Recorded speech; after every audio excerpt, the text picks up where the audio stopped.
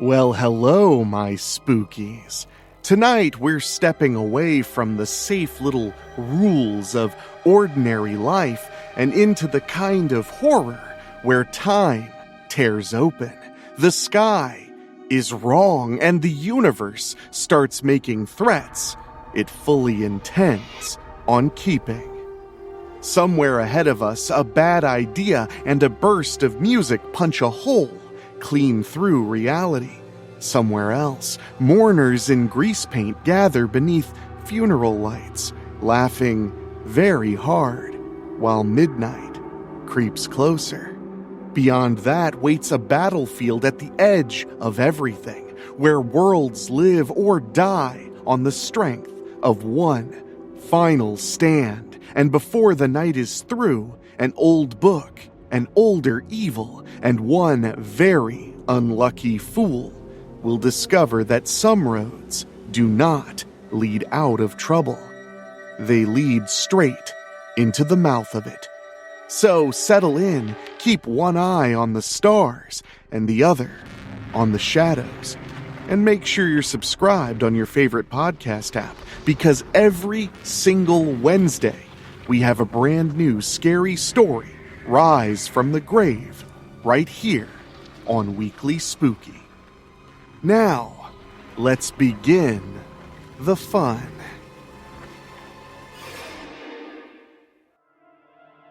Saint Jimmy by Dan Wilder. When I was 16, I discovered a shocking truth that changed the course of my entire life. Dramatic enough for you? Well, what comes next will either have you ignoring me as a crackpot or, and this is what I hope, heeding my words. So, what am I talking about? Time travel, of course. It went a little something like this. It was summer, and my cousin Philip and I were sitting poolside, listening to tunes and having a chill time until someone didn't like whatever hair metal masterpiece we were playing and decided to counterattack with their own radio a few houses away. I looked up, and at that moment, as the sonic waves collided, I saw it. A shimmer, a slight disturbance. As if in a trance, I walked over to the phenomena. Upon further examination, it looked like a hazy tear in the afternoon air. And being both young and naive, I did what anyone would have realized was a monumentally shitty idea. I shoved my hand in there. I could feel something in my grasp, something soft, something artificial. I pulled out an inflatable beach ball adorned with a large Ghostbusters logo before the portal snapped shut as my cousin, who had now seen me standing a distance away, clicked off the radio. "Hey, numbnuts, what are you doing over there?" I couldn't really say. It made no sense, and the words failed me, so I just held up the ball and showed my cousin with a look of bewilderment on my face. As he sauntered over to me, he offered his usual wisdom. "Are you just gonna play with your balls all day, or are we going back poolside?" I held the ball forth like a talisman. That's when my cousin snatched the orb, and he went from grinning to shock. That ball, it can't be." His confusion did little to bring me out of my stupor. "Let me see that." He grabbed the ball and examined it, like a jeweler inspecting a rare stone. I gave this ball to my friend Jeff. Remember Jeff?" Yeah, I managed. "I gave this to him the summer of '85, before he moved away, right where we're standing. Before he died." You're sure this is the same ball? Philip rotated it, and sure enough, there it was. Jeff, we'll be friends forever, even if your dumbass has to move. Inscribed in silver Sharpie on the black vinyl. That was 4 years ago, but look. Philip ran his fingers over the metallic ink, causing it to smear. The writing is still fresh. I explained where the ball had come from, with a deep sigh, ready for Philip to let me have it for being both a liar and some sort of smartass. Show me, he said. Oh, okay, I said, before realizing I had zero fucking clue how to go about that. In Philip's defense, he immediately believed me, and for the next decade he was patient after I tried every experiment to recreate the incident. The first thing I discovered was both the importance of the music's tone and the exact distance between the conflicting tones that would result in a time rip. Honestly, it wasn't complicated, didn't require any math or some fancy Victorian fuck chair or fancy car.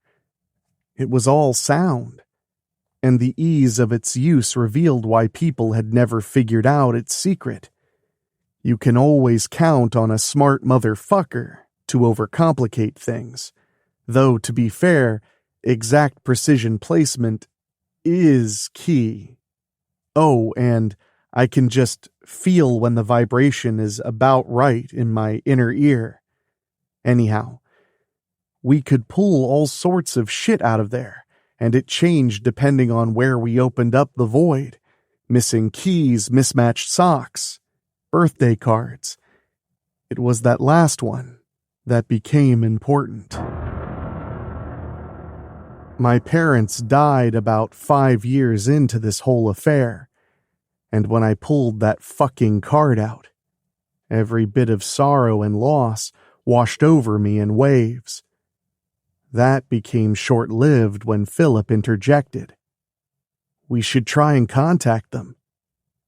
It seemed so right. I'd be able to hear them one more time. Tell them I love them one more time. A few diagrams, a little experimenting, and an extra phone, and we were off to the races.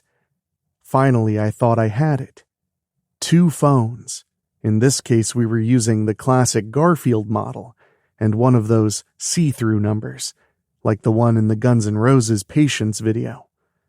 I dialed the number nervously, a number I had called 100 times. It rang, and rang, and rang. Maybe it won't work this way. Phones and all, suddenly, someone picked up on the other end. Hello? It was unmistakably my mother's voice. The tears started and didn't stop. I miss you and Dad. Jimmy? Yeah, it's me. It's me. Static buzzed. Jimmy? Jimmy? The line went dead. That fucking sealed the deal, that's for sure. If I could hear them, I knew I could see them again. Just a few more tweaks. Make that hole a little bigger.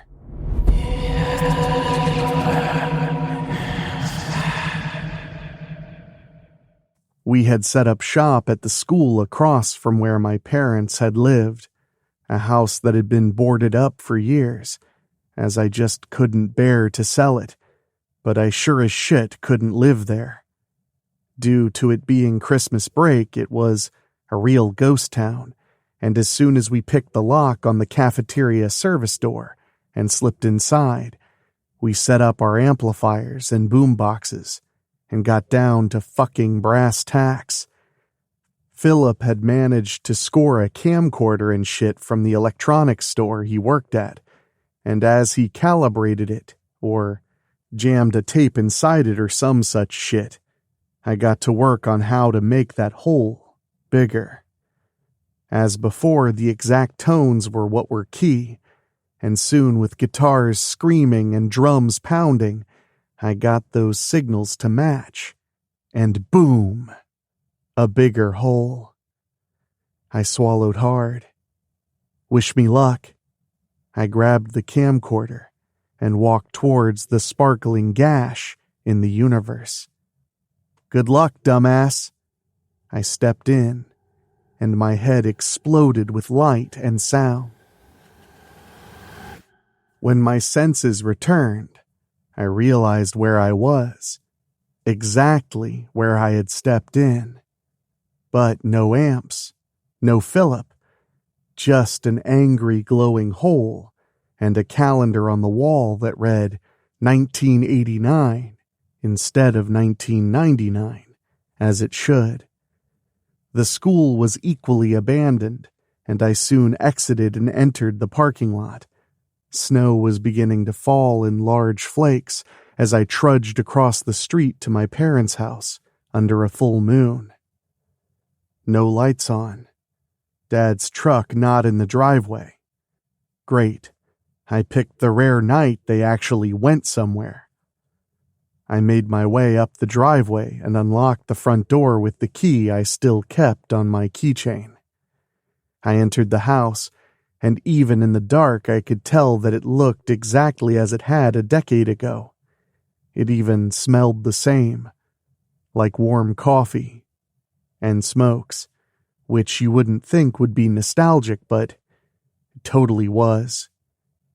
Lights flashed outside as a car drove up the driveway. Definitely not Dad.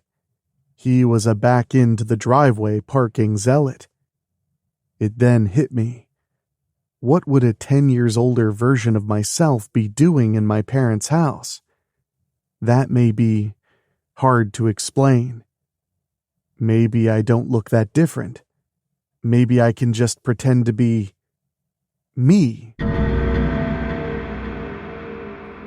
I hid in the seldom used downstairs closet and peeked out of the slightly ajar door to get a sense of who was coming home. The headlights retreated as the door opened, and the kitchen light switch was turned on. And there I was. Fuck. 1989 me looked young. 1999 me was already overly tired, even in my mid-20s. Oh crap. I remember this night. I just got back from National Lampoon's Christmas Vacation. Yep. There's the popcorn bucket I'm still eating from. Butter-soaked kernels with sour, sweet spree candy mixed in, going into my open gob with wild abandon. Be careful, my dude. That shit is already catching up with me. Philip's older sister drove us.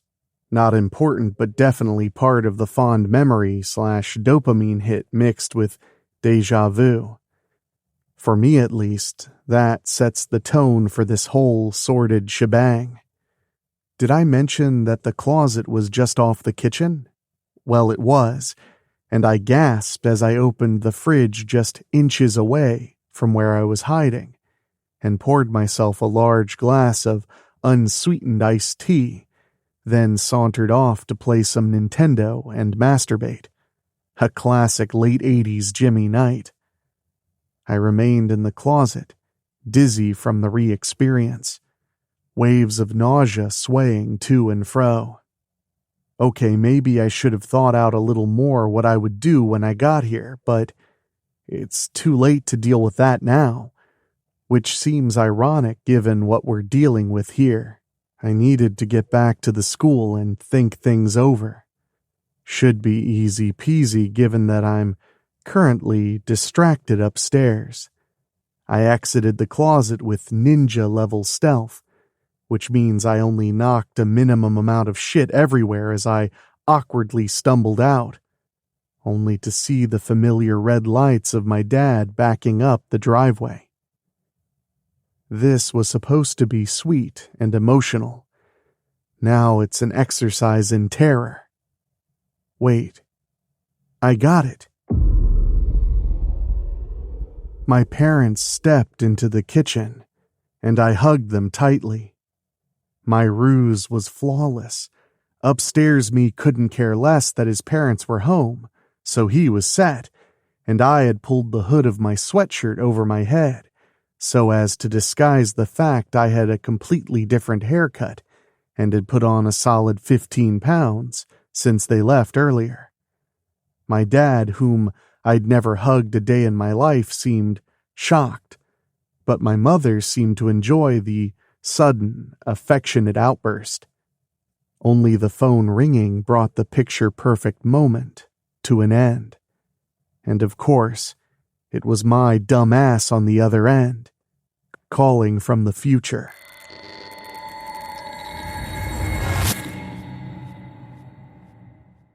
Well, you've already heard the call, but now my parents turned to look at me strangely.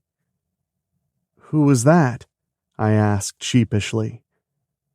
It sounded like you," my mother responded, confused as fuck.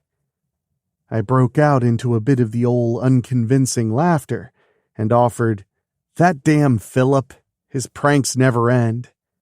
I shot glances to my parents to see if they bought that one. Confusion continued to rule the room. "Well, I better head out." "Where are you going?" An innocent question, but really not needed at the moment.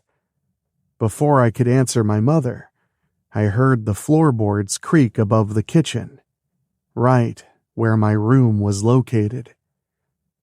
What the hell was I going to do now? If I walked down those stairs and popped into the kitchen to find me talking to my parents, shit would decidedly head south quicker than it already was. And as if on cue, down I came. To say I panicked would be an understatement. My dad turned and saw me entering the kitchen, where I was currently standing. Brains were starting to break. Mostly mine. So I did the only thing I could. I ran up to myself and planted a huge kiss on my own lips. Look, we all react to stress differently. Also, this was an incredibly sucky decision. Our lips collided and time and space unraveled around me. Both of me, technically. And as each bizarre iteration of reality danced past my eyes, I mercifully lost consciousness as a large animal roar sounded far in the distance. I woke up at the school. Philip was frantically trying to drag me out of there. Everything was hazy until we arrived at Philip's apartment. Anyway, a cup of coffee in hand, we began to fill each other in as best we could. How long was I gone? A week. A whole fucking week. I kept going back to check for you, but there was no sign until today. What day is it? New Year's Eve. Not that that's important. Tell me what went on. Did you see them, your parents? I sure did.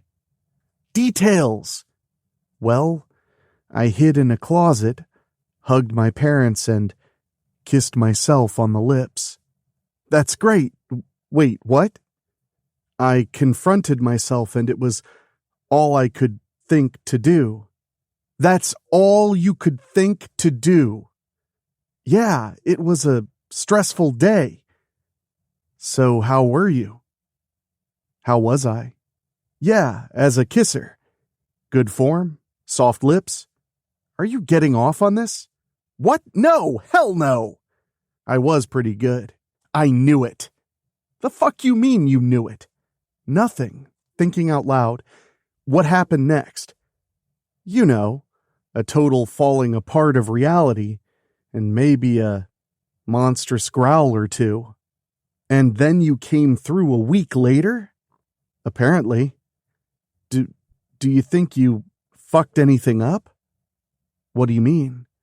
Like, did you break some sort of time travel law or something when past and future you locked lips? How the hell do I know? I'm just some motherfucker that discovered he could fuck with time because Whitesnake and Rat were cranked up to the nines. Fair point. What's next? What's next? There is no next. Mission complete. Now we grab some eggnog and watch the ball drop. We can't stop now. It worked. You sent yourself back in time. Imagine what we could see, what we could experience. We can stop at the we part. It's my ass going through those portals. It's that bad of an experience? Honestly, no. Minus that trip back. So let's do it again. Not sold, my dude. Maybe in the new year. Well, if the computers all go tits up come 12:01, we may need to beat a retreat anyway. That's just media bullshit. I'm sure a computer can handle a fucking 0.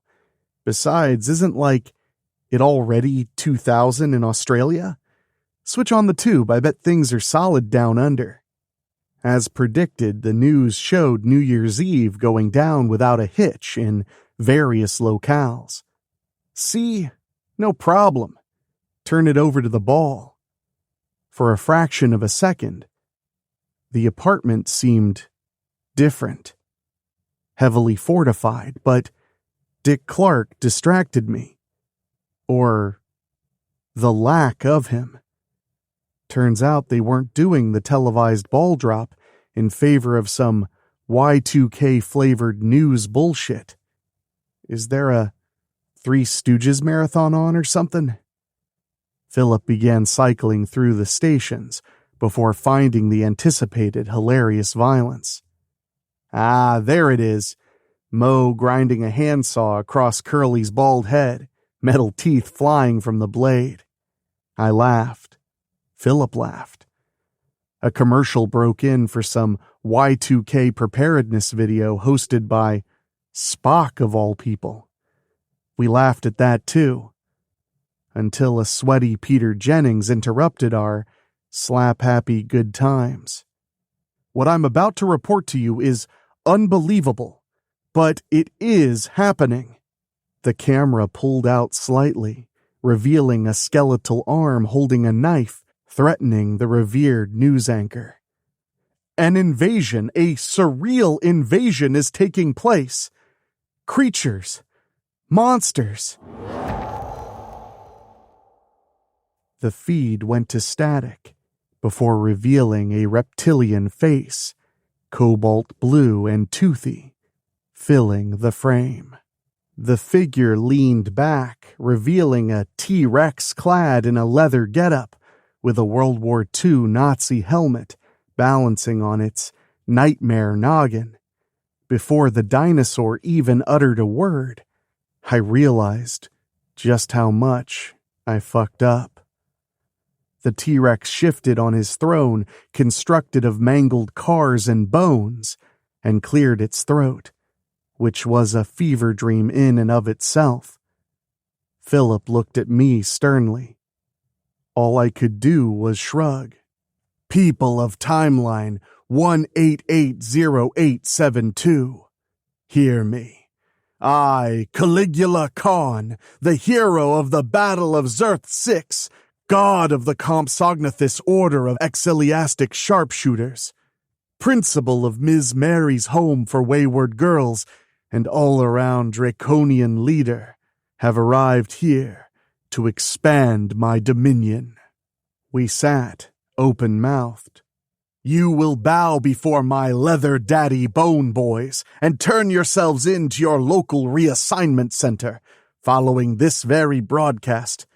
There you will receive further instructions. A fast-moving list of addresses scrolled before returning to Caligula Khan. Also, unauthorized music played at loud volume is hereby verboten. Shit. I think he's on to us. Now, Credit where credit is due. None of this would be possible without the help of my chrono-lost Romeo buddy, Saint Jimmy. Behind Khan, a giant banner unfurled, revealing a portrait of myself, adorned in saintly attire. My lips were full and deep crimson, and I was preparing to suck my own dick. Brilliant. Philip's glare intensified. What? Well, I hope you enjoyed that smooch because your foreplay is going to end in all of us getting fucked. Oh yeah, I totally planned this. Knock it off. But you did it. It was kind of virgin territory. There isn't an instruction manual for something that shouldn't exist outside of a rerun of Dr. Fucking Who. How are you going to fix it? Now that I've unleashed Godzilla Hitler on the world, it's you and not we, huh? That's right.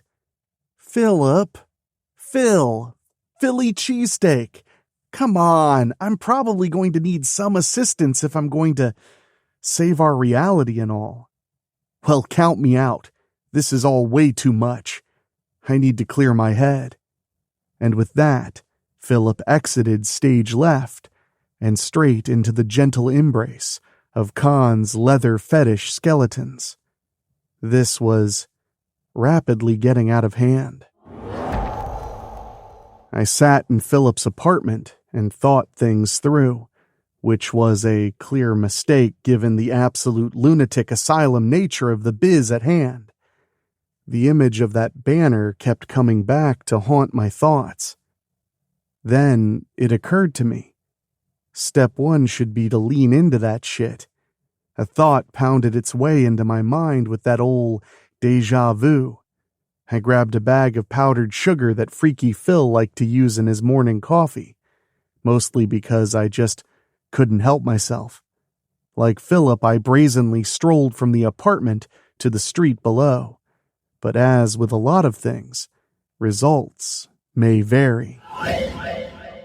I hit the streets, but any skeletal forces I encountered went down on one knee and made an exaggerated blowjob motion. But it was more Station of the Cross rather than mocking wise-assery. Plan.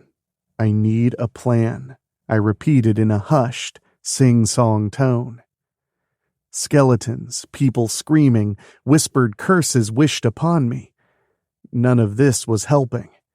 Obviously, more time travel was going to be the answer, but blasting hair metal would attract the ire of those bonehead bastards lickety-frickin' split. So I walked, and I thought, until a gloved skeletal hand fell on my shoulder from behind. The being spoke, but a giant ball gag prevented any words from being remotely intelligible.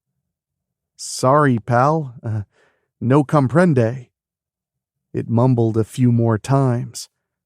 I pointed towards the gag, which the skeleton removed with a wet pop that defied logic given the creature's lack of saliva. Jimmy? Who's asking? Technically me. Skeleton 5678. What's your name? Basically, I mean, as far as this occupation is concerned. It's so informal. I agree. Do you have like a first and last name, or is it just Mr. 5678 Oliver? What? My name is Oliver.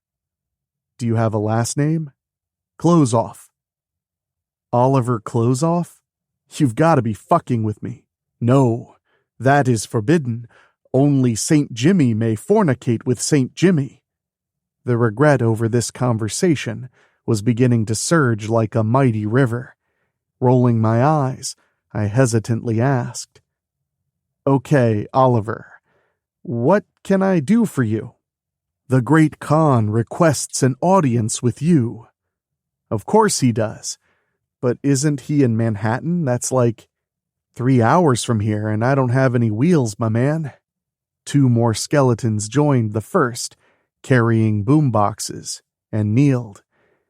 They played an unholy amalgamation of Celine Dion and Mariah Carey, which opened a vivid lavender hole that Oliver shoved me into without warning.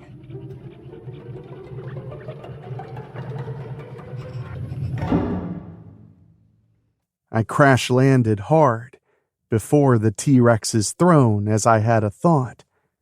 Shit, the tones can be used for spontaneous teleportation. That one never occurred to me. Saint Jimmy, in the flesh, praise be, the dinosaur hissed. Praise be, the skeleton throng in attendance repeated reverently. So, what can I do for you? Not a hell of a lot besides what you've already done. Great. Well, you're welcome. Guess I'll be moseying along. Not so fast. I'd be honored if you'd be my guest here. Guest? Yeah, guest, like feasts and shit. Sounds cool, but what's the catch? No catch. Okay, I'm game. Do you have like a table or some shit we can nosh around? Indeed I do. Khan rose from his throne and removed his helmet, revealing a jade green mohawk, equal parts hair and feathers. He shook his punk rock mane with wild abandon and gestured towards a giant blood-red curtain, which fell to reveal a long, wooden table, the far end of which ended in a cage. Let me guess. I'm sitting at the kids' table. I spat, gesturing towards the seat inside the cage. It's just a precaution, in case you have any designs on pissing on my parade and all. I wouldn't dream of it. I would, hence the ounce of prevention. Caligula Khan motioned towards the cage, and I obliged. The courses came fast and furious, and I have to admit the banquet was choice. What exactly is your plan for all this? I asked through chicken grease-smeared lips. Not much, really. Just a little shift in the ruling class, turn a couple million folks into skeletons under my sway. Just a Tuesday, really. And my part in this? You're Tiger Beat cover material, baby. A pretty, relatable human face to soothe and rally the masses. So, a traitor to the human race, but cute, basically. I can live with that, I lied, taking another bite of roast chicken. Excellent. Now, let's begin the night's entertainment. Pyro and screeching guitars heralded the arrival of both Whitesnake and Rat, with a sizable portion of original members. The guitars grew quiet, and the performance began with both bands whisper-singing a collection of their respective greatest hits. Shit, this ass-lips was definitely hitting all the right notes to get my attention, while simultaneously assuring no time shenanigans would fuck up his Christmas, so to speak. It was then I remembered my stash from Philip's place. Rat's Stephen Pearcy came close, crooning Way Cool Jr., and I held aloft my magic bag and said, "By the power of cocaine, you shall sing louder!" Kind of, anyway. It was more a, "Hey kids, drugs! Play louder and don't let Satan's minions know about it, and you'll get your booger candy directly." And by the time they realized that the Colombian gold was actually over-processed sugar, I'd be balls deep in the time stream. Word spread fast among the performers assembled that St. Jimmy was holding, and he'd give it up for maximum strength rock and roll. Each band tore through hit after hit, each song getting progressively louder, until I finally caught glimpse of that sparkling portal right inside my prison, and when Khan was distracted by an errant piece of meat lodged between two of his copious teeth, I made my move and tipped right into the gateway. As that fabric tore, I could have sworn that Rat was comprised of human-sized hair metal rodents. I emerged in 1989 Manhattan with no plan and no clue, which admittedly was right on brand. But at the very least, there was no T-Rex overlords or kinky skeletons. Maybe with things set at least somewhat back to normal, maybe I could attempt to sort this mess out. As I walked through Times Square, I quickly learned that the mess was much deeper than I thought. For starters, every neon-drenched billboard that featured a human form was, off by quite a large margin, as every actor or brand spokesmodel was now an anthropomorphic feline. Fuck. I hope real rat-based rat never ends up here. I passed a sign for the hot Broadway musical, Humans, which featured catfolk in flashy costumes and makeup to make them appear as Homo sapiens. I pulled my hood tight over my face because that worked aces last time, but admittedly, that's all I had at the moment, until genius struck. Maybe I could go a bit sideways, end up in summer of 1989, and stop myself from making this discovery in the first place.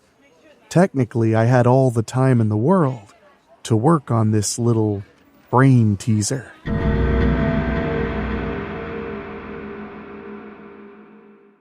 Long story longer, I hid out in Cathattan and worked on finding tones that could send me where I needed to go.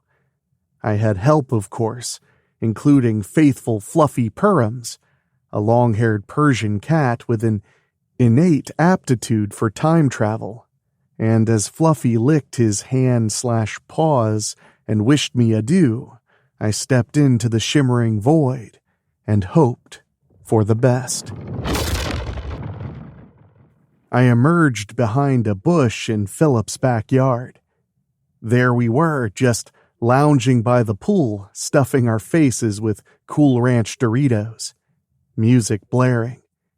This was going to require crackerjack timing, but that fucking radio is going to get turned down and prevent this horse crap from becoming a reality.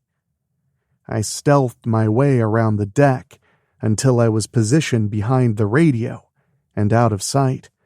I reached up to turn it off. "What the fuck? Who's down there?" Philip exclaimed. Before I knew it, Philip and I were looking down at me from the deck. Dude, he looks just like you, but older." "Time comes for us all, ass lips," I spat back. "He sounds like you too." I reached into my hoodie in the desperate hope to find a distraction, but came up empty. Desperate times indeed. Then it hit me. Holy shit, guys, is that Kelly Bundy? And those dipshits actually looked. I grabbed the radio and booked it across the yard. I could hear Philip angrily discover my Christina Applegate-centric ruse. I ran further, almost to the back gate, and then out on the streets.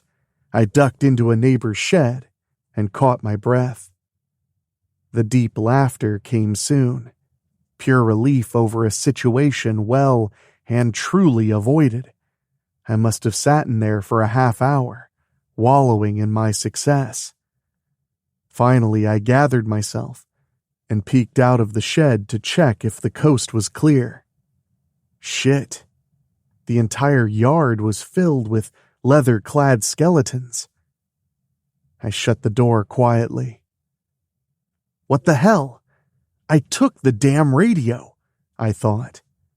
The air in the shed filled with the heady aroma of catnip and burning ozone. A portal opened, and Fluffy emerged in full military regalia, and he was flocked by other hard-ass cats, as well as at least 5 different versions of myself. I messed up, huh? In a way, but there's no time to explain. We need to go. And off I went to try and firefight countless variables across time with an army of cat people and me.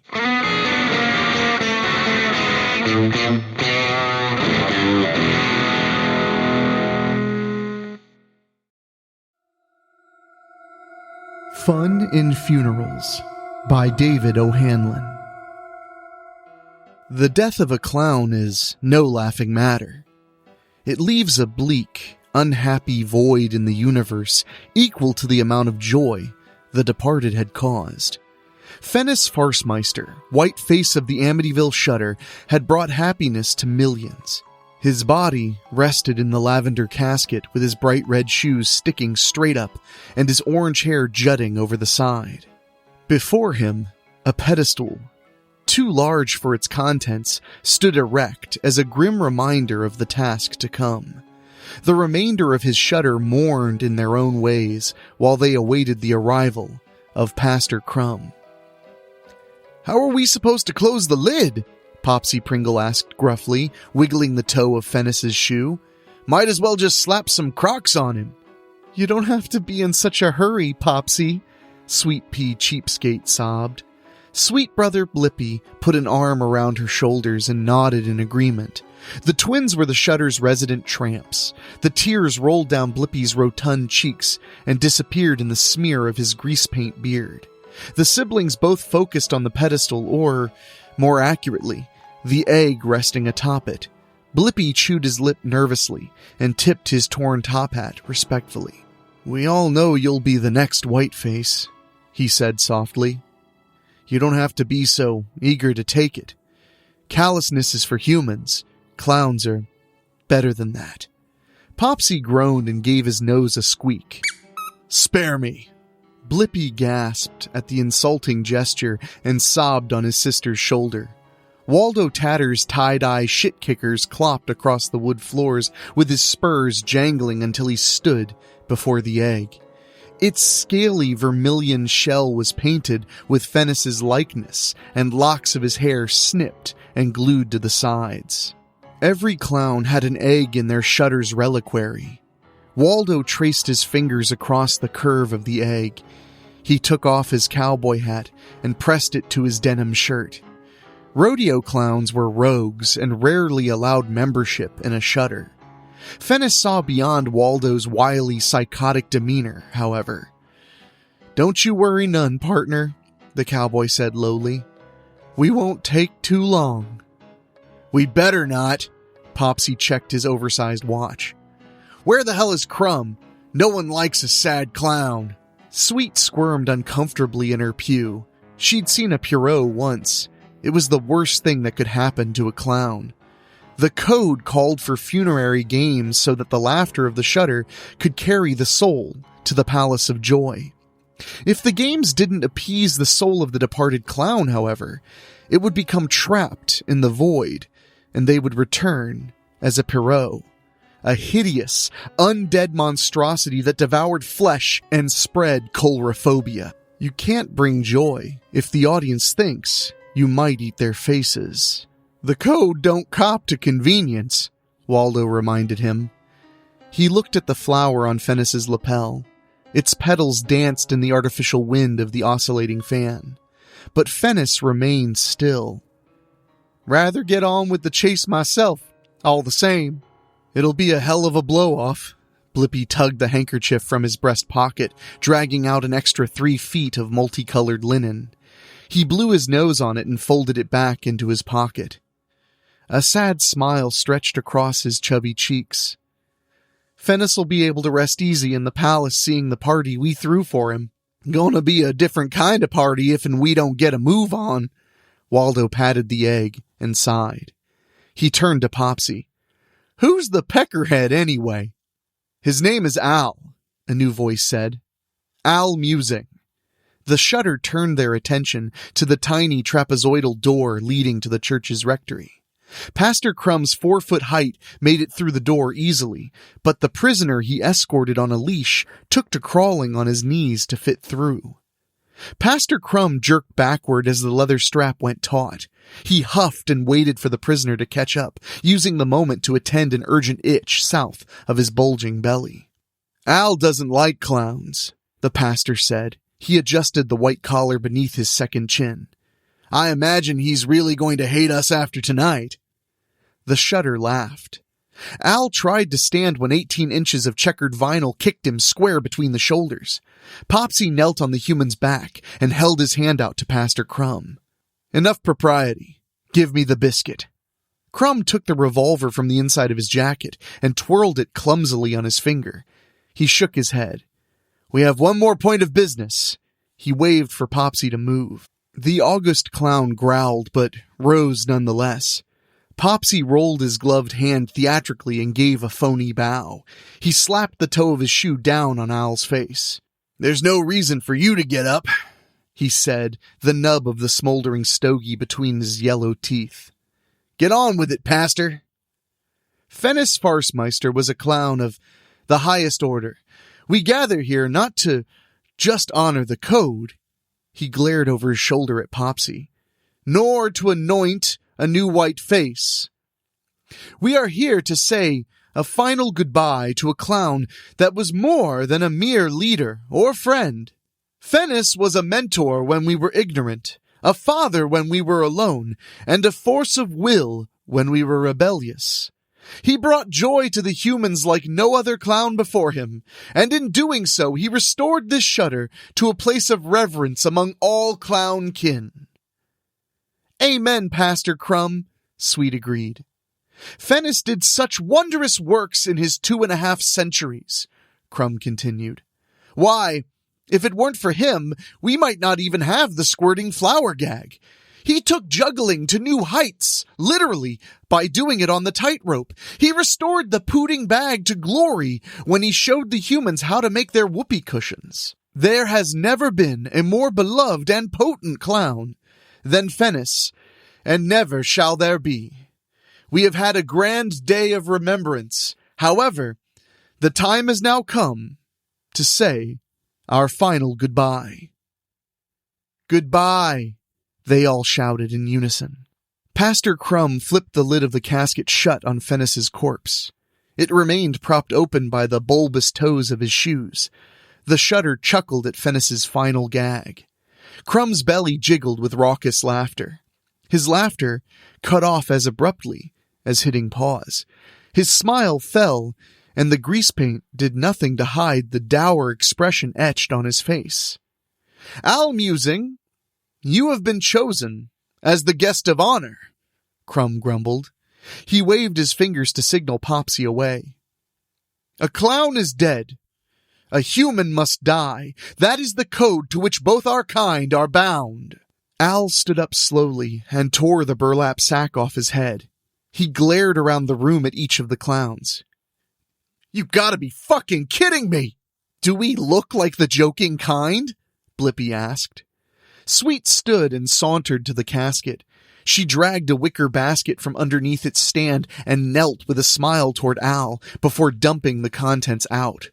Her aquamarine hair tapered to fuchsia ends that acted like arrows directing all gazes to the struggling buttons of her unkempt hobo-chic blouse.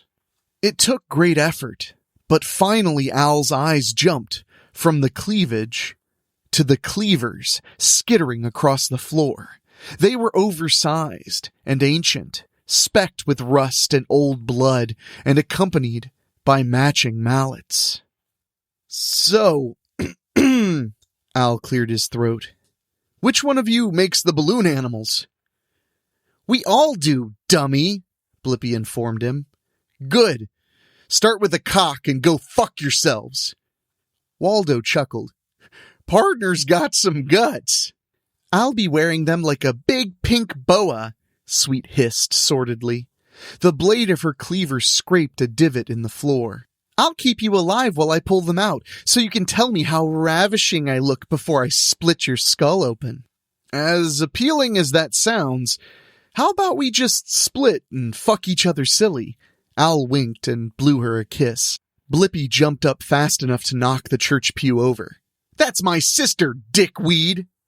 Your sister? Al gave the clown a critical once-over. Your mom had an affair. You son of a bitch! Enough tomfoolery, Crumb shouted. He jammed the revolver into Al's waistband. We're not animals. We'll give you a shot. But just one. Fuck it, why not? Al pulled the leash off his neck and threw it down. What's the game? Time for games is past, Popsy said. The chase begins now. All you gotta do is survive until midnight. Al grabbed Popsy's hand. The clown jerked away, but Al held firm and turned his arm over to look at the face of the oversized watch. 47 minutes remaining. Probably be easier just to kill you all, Al suggested. That's funny. Popsy shoved Al away from him. You're a real comic, Al. Choke on my McNuggets, Ronald. Al jogged for the door. The clown set off giant party poppers, showering him with confetti, and whooped with excitement behind him. Once he was outside, he took in his surroundings quickly. A polka-dot Volkswagen Beetle was parked along the front of the clown church, which looked more like a converted funhouse with its colorful facade and odd angles. It was also smack dab in the middle of fucking nowhere. Rows of tombstones extended as far as he could see by the moonlight. All right, think, Al. You need a plan. He had a head start, a gun with one bullet, and 5 clowns hell-bent on murdering him in less than an hour. The outline of a mausoleum then caught his eye. You can't spell slaughter without a laugh. A train whistle screamed inside the church. Waldo rubbed his ears. Crusty H. Christ, Blippy! Pastor Crumb mirrored Waldo. You dolt! Sorry. Blippy hung his head and tucked the whistle into his overalls. I just wanted to let everyone know the chase is starting. We're all in the same room, dipshit. Popsy slapped him in the back of the head. Besides, Crumb starts the chase. Crumb patted Fennis's corpse and proceeded to the pulpit. Popsy tapped the back of his cleaver against the metal head of the mallet until he got the precise rhythm. The toes of clown shoes tapped in harmony with it. Popsy scowled and licked his lips with excitement. Strike up the band. We got us a human to kill, Popsy roared. Crumb pressed the button and Stars and Stripes Forever blared to life through the church's PA system. The 4 others roared and stormed for the building in pursuit of their quarry. Blippy took aim and smashed the handle free from the mausoleum door. It wasn't his first chase, and the prey usually went straight to the nearest shelter. He twirled the mallet in his hands and kicked open the door with a floppy, torn shoe. Sweet rushed into the building with her weapons at the ready. The place was empty. The bronze nameplates of the dead spread across the 2 long side walls, and the back wall was occupied almost entirely by a stained glass window depicting the first clown at the center and his 6 disciples in pains around him. Sweet crossed herself and approached the ornate tomb that sat in the center of the room. She took a deep breath and pressed against the top with her shoulder. Its heavy, stone lid scraped open slowly.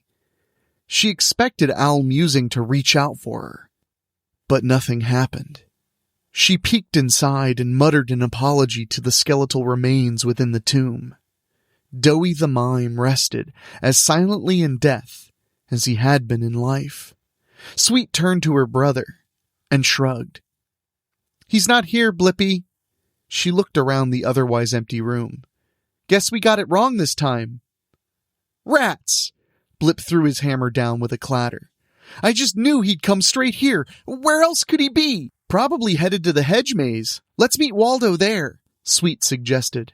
The 2 tramps skulked out the front door and froze as the headlights blazed before them. Circus music sounded from the VW Bug's horn as it sped toward them, throwing a shower of dirt and grass from its spinning tires. Sweet cartwheeled out of the way, but Blippi was too slow. "Sorry to bug you," Al howled with a laugh. The car struck Blippi low, flipping him onto the hood. His face smacked against the windshield, streaking the glass with his grease paint. Al smiled at him from the other side. The car smashed through the front wall, ramped off the tomb of Dowie, and launched into the air. They crashed through the massive window, showering the yard beyond in its psychedelic hail. The car landed hard. The tires exploded, the shocks collapsed, but its momentum kept the Beetle careening forward until it hit the oak tree. Al batted the airbag down and beat his shoulder against the bent door. It finally squeaked open and fell off beside the car. Al got out and popped his neck with a groan. Blippi B. Cheapskate's eyes dangled from his skull, forced out by the impact. The rest of him just burst open like a confetti-filled balloon animal and sprayed the area in viscera. Al chuckled. "Guess that answers how many cars you can fit in a clown." Sweet jumped over the car and slashed at Al with the cleaver. He ducked and rolled, grabbing the car door and swinging it by the window frame to bat the diminutive nymph away. "Let me get the door for you," Al quipped. "Hardy fucking har har," Sweet spat blood. "With jokes like that, you could be a birthday clown." "Do you think I have the chops?" "I'll give you some chops." Sweet lunged forward. Al held the car door up like a shield. Sweet's cleaver cut through the thin metal with ease. Al fell backwards, flipping the tramp over him in the process. He snapped to his feet, but Sweet was up before him and climbed his body, her stockinged legs wrapped around his neck. She locked her ankles behind his back, twisted her fingers into his mop of blonde hair, and squeezed her thighs tighter. "Lucky fella, dying with your face in my cotton candy." Sweet laughed maniacally as Al weakened and fell to his knees. Sweet dropped backwards, grabbing her own ankle to tighten the hold. Al threw ever-weakening punches at her. She drove her elbow into the top of his head like a jackhammer. Al slumped over. His fingers tapped and dragged through the grass for anything that might help. "Enough clowning around!" Sweet stretched out, reaching for her cleaver. "I'm going to cut off all your appendages in alphabetical order." Ah! Sweet rolled away from Al. She prodded the ragged hole in her thigh tentatively. The human choked and gagged behind her. "Fucking clowns always leave a funny taste in my mouth." Al coughed, scouring his bloody face with the sleeve of his sweatshirt. Blood spurted between Sweet's fingers while she worked a fuchsia tie from a pigtail to tourniquet the gaping bite mark. She seized the cleaver while she could and turned around to find him missing. "Fuck!" Sweet panned around, searching for him. She limped back to the church to regroup with Pastor Crumb. In case the others had failed to kill Al in the allotted time, someone would need to be there to smash the egg. Whoever it was would be the next whiteface. And Popsy would not be pleased. It beat the alternative. Sweet stopped in her tracks. Of course, if the human killed them all, there'd be no one left to laugh for any of their spirits. Sweet gulped at the thought. She needed to stay in the hunt. Al groaned and rubbed a rising knot on the back of his head. The she-clown had kicked his ass. He needed to fight smarter. If he made it to midnight, they'd all leave him alone. That's what they said, anyhow. If you can't trust a clown to keep his word, then who can you trust? He crept along the hedgerow, following the shouted goading of one of his hunters. He slipped through a gap in the wall and realized he was standing in a maze. "Of course I fucking am," he whispered. Well-spaced LED lights shone on the gravel track between the verdant walls on either side of him. They didn't give him much light, but enough to pick out the deep grooves of cowboy boot tracks. He stayed low as much to keep his eye on the trail as to avoid detection. His sneakers gave him some advantage on the shifting rocks. As he moved through the corridors, the cowboy's voice grew louder. Then he heard the jingle-jangle of the spurs. Al sank to his knees and crawled to the edge of another opening, peeking around cautiously. The boot heel struck him square in the forehead. Al toppled over, blinking spots from his vision. He got to his hands and knees when a kick met his ribs. "Giddy up, fuckaroo!" He watched the rodeo clown, thumbs hooked on his belt loops, dancing closer to him. The tie-dye boots shuffled through the gravel and then buried into his side again. And again. Al tried to escape. Waldo kept pace with the human, kicking him like a soccer ball as he rolled away from the deranged clown. Al felt the poke of branches in his back when he reached the wall. Another solid kick went into his gut. His microwave dinner splattered on the clown's boots. "You dirty sumbitch!" Waldo licked his glossy red lips. "I'm gonna line dance your fucking face into pudding for that." Waldo's smile faded when he saw the gun barrel jabbed into his crotch. He patted the air and took 2 steps back. "Ever seen a clown juggle without any balls?" Al groaned and pressed himself up, keeping the gun trained on Waldo. He steadied his aim between the clown's eyes. "You only got the 1 shot, partner." "There's only one of you." Al straightened his aim and squeezed the trigger. The flag snapped out of the barrel, unfurling in an orange banner that read, "Bang," in big purple letters. Al sputtered his lips and shook his head. Waldo slapped his thighs and whooped happily. The clown danced in a circle, booming with laughter at the timeless gag. He turned back around and snapped his fingers, holding them at his hips like firing pistols. The miniature flagstaff rammed straight through his eye. Al swung the dummy revolver like a hammer, driving the spike through the back of Waldo's skull. The flag sticking out of his face fluttered lightly in the breeze. "Bang! You're dead."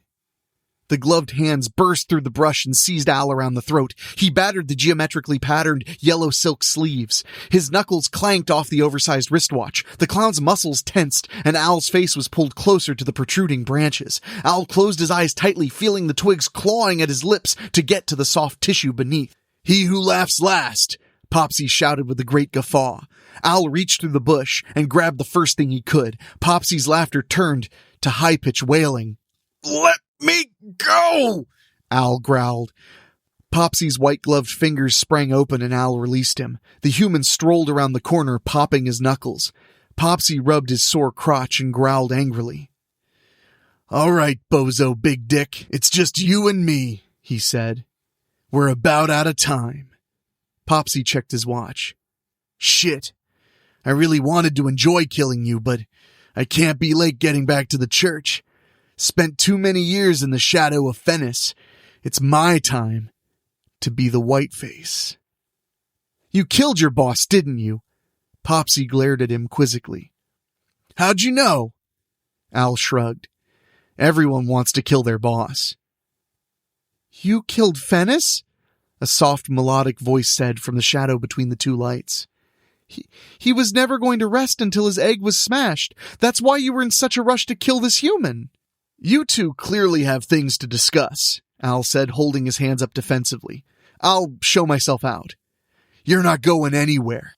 Popsy adjusted his absurdly large tie. "Sweet, I understand you're pissed." Sweet hobbled forward, brandishing her cleaver. "Oh, that's an understatement." "If the human lives, Fennis becomes a Perot." Popsy drew his weapons from his pockets. "We have to kill him first. It's the code." Sweet looked at Al, then back to Popsy. She kicked the gravel with a frustrated shriek. "2 of us have a better chance, Sweet." Popsy smiled at her. Al took his shot while the August was distracted. He lunged to tackle him only for the hammer to come down on the small of his back. Popsy drove a knee into Al's chin. The human wrapped up in Popsy's legs. The clown shimmied, trying to get his ridiculous shoes through Al's grip. "Finish him, Sweet," Popsy shouted. Sweet gripped the cleaver in both hands and raised it high as she stalked closer. "Break the egg!" Al yelled. Popsy stopped struggling. Sweet lowered her weapon slightly. "Become the whiteface," Al said, shuffling his feet under him. "Stop him!" "No," Popsy hissed. He glared at Al, then shot a glance to Sweet. Her tongue pressed against her cheek as she thought it over. If she smashed the egg, she would be the whiteface, and her and Crumb would send him to the alley for trial. That couldn't happen. There was only one punishment for Jestercide. The thought of such horrors sent shivers up Popsy's spine and steeled his nerve. He swung his own cleaver. Sweet's head popped off her shoulders in a fountain of blood. She stumbled about, tripping over Al and collapsing beside him. The stump gushed, her body twitched, and Popsy laughed malevolently. "Sweetie, you always did give the best head." Al kicked off, pulling Popsy's legs out from under him. He grabbed Sweet's cleaver and swung at the August, slicing the toe of his shoe off, but missing the meat inside. Popsy rolled and kicked the knife from Al's hand before scrambling back to his feet. Al spotted Popsy's mallet and rolled across the ground, scooping it and coming to his knees in a single motion. Popsy brought his cleaver down for a killing blow. Al deflected it and smashed the clown's ankle with the hammer. Al tried to tackle him again and was successful. The mallet swung wildly. It struck Popsy's bright red nose with a squeak that drowned out the crunch of the bone. Al laughed. It was all he could do. Laugh and swing. Hit and squeak. Over and over. Until Popsy's face collapsed and the mallet just made a sticky, thick smack with each repeated blow. Al finally stopped and came to his senses. He checked Popsy's watch and headed back to the church. There was still one clown left to kill and only 4 minutes to do it in. Al stepped into the clown church and saw Pastor Crumb writhing on the floor. The top of a white head with flocks of orange hair was buried in his abdomen, munching noisily on the pastor's guts. The Perot lifted its gore-streaked face and hissed, "You must be the famous Penis the Clown everyone's been telling me about." Fennis stood in a hunkered, crooked mockery of normalcy. He tore at his clothing, revealing the Farcemeister family name across his powerful chest. The clown's bared teeth wiggled in their sockets and fell away as fangs pushed through the gums to take their place. Smoke rose from his pores, steaming his grease paint from his face and taking the flesh with it. Bone showed through in the original pattern of his makeup. The clown shuddered and his chest tore open with a great blooming flower that spurted its nectar into steaming puddles on the floor. The Pierrot lunged forward. Al cocked back the mallet and took aim at the egg resting on its pedestal. He flung the weapon at it and missed. The hammer sailed harmlessly over it and struck the massive cross behind the podium.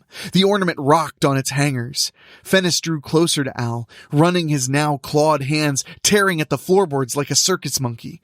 Fennis sprang into the air. The clown seemed to fall in slow motion as Al awaited his demise. The cross crashed down on Fennis's coffin, knocking it into the pedestal and tipping it over. The vermilion egg hit the floor a moment before Fennis landed on Al. The egg shattered, splattering the floor with its gooey, unnatural contents.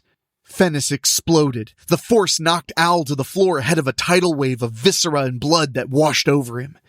He worked to untangle himself from a length of intestine and stood up, dripping with clown goo. "I'll probably laugh about this later." He spat out a piece of flesh and shook his head. "I hate clowns." Al limped toward the exit. He just wanted to go home, back to his shitty basement apartment with his Hot Pockets and his porn collection, and he never wanted to see another fucking clown. He threw open the door of the church and groaned. Sweet was ambling toward him with her head in her hands. Blippy dragged his remains across the graveyard lawn.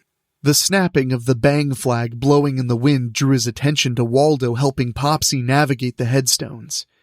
Al slammed the door and backed away from it. The knob started to turn. "It's midnight," he sobbed. "I made it! This isn't fair!" "No." A pair of bloody hands clutched his shoulders, and Pastor Crumb leaned close to his ear with a giggle. "It's a circus." The door creaked open, and the others shambled in. Crumb bit into Al's cheek, and the others closed in around him. Al saw their fangs and the bones showing where their makeup had been. There was no one left in the shutter, no one to bring their souls to joy anymore. Sweet threw her head at him, and the damn thing latched onto his chest while Crumb dragged him to the floor. Popsy stood over him. His words came in a gurgled mess. "Laughter never dies."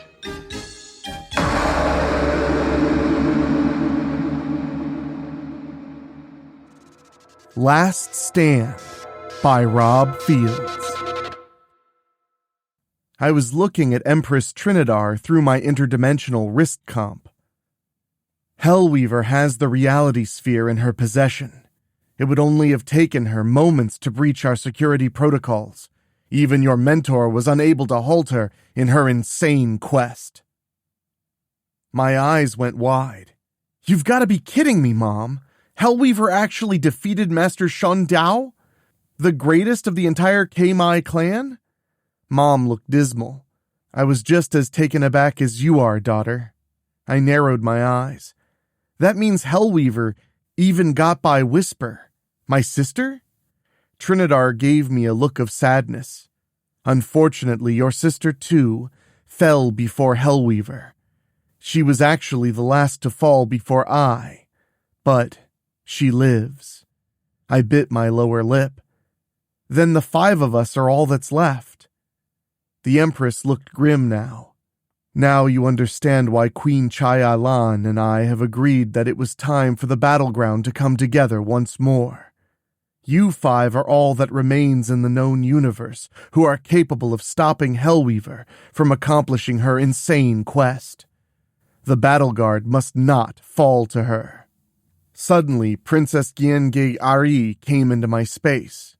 My brothers and sisters and I shall pass on valiantly if we should fail to counter Hellweaver.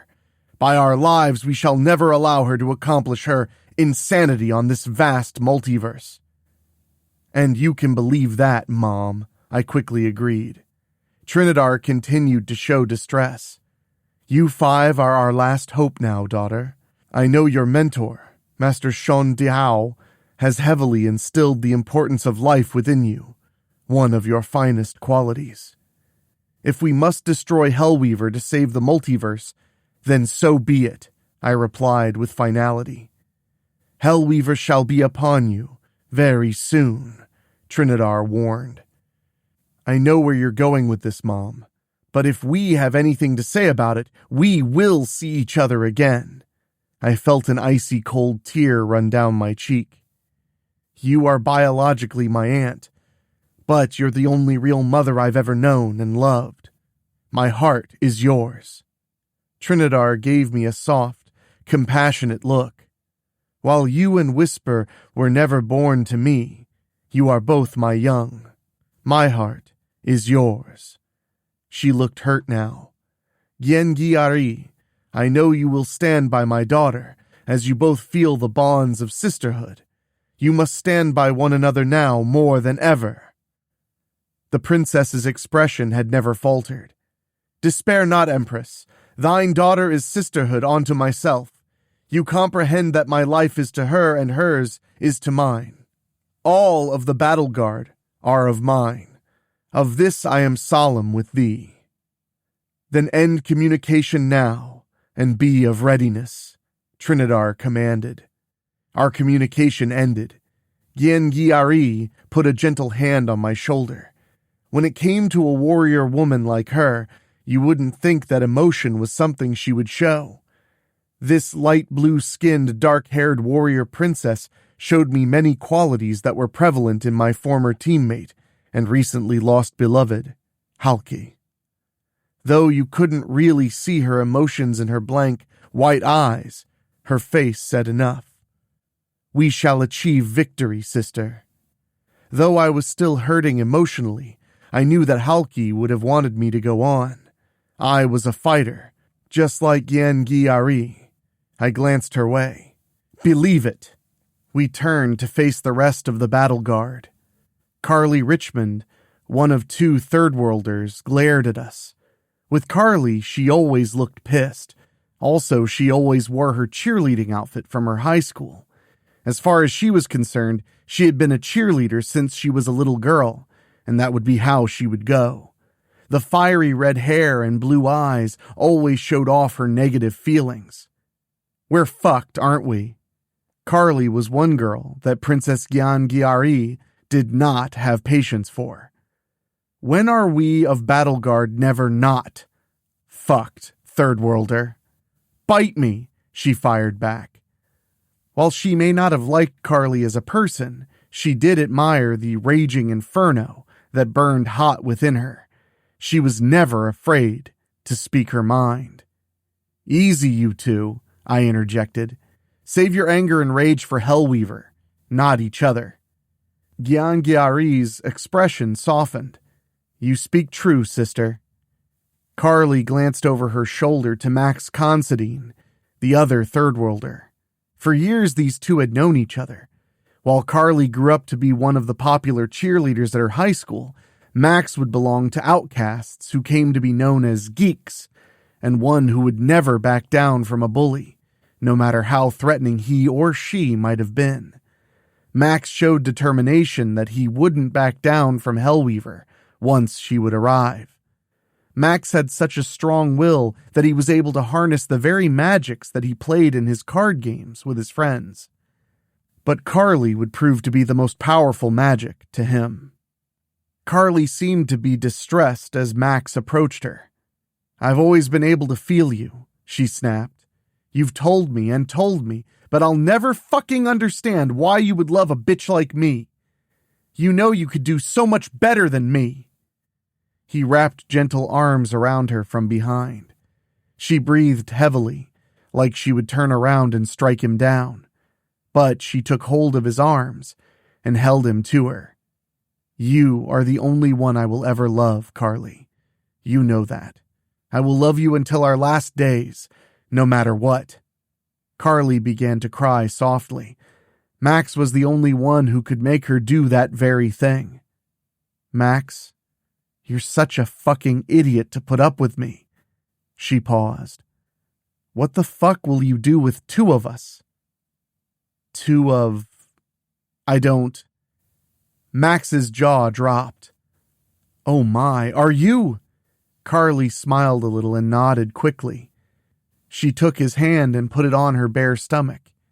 "I'm carrying our daughter, Max," she choked. "Almost 2 months." Max hugged her tight. She returned his affections. "We have to beat Hellweaver, Carly. We have to." I noticed that Derek Salinger had been staring off into space for quite a while. "How long?" I asked him. "We don't have much," Salinger replied. "A matter of short minutes." "Really doesn't give us much time to plan," Max said. "No," Salinger agreed. "We may have to battle Hellweaver with everything we have." "We shall never relent until our battle guard has fallen, or Hellweaver," Princess Gyan-Gyari declared to Salinger. I was probably the only one among us that knew of Princess Gyan-Gyari's feelings toward Salinger. She may not have noticed that I had seen how she gazed at him. I felt she would have pursued him had she not known about he and my sister Whisper. Salinger was the strongest of us by far, in terms of strength. In a way, Salinger and Carly were two of a kind. They both possessed some form of rage. Carly's rage came as a blessing from a goddess, while Salinger's was the result of bonding with an entity known as the Nejek Enyo. This entity fed on the evil energies of those he did battle with. In turn, he gained great powers from the Nejek Enyo.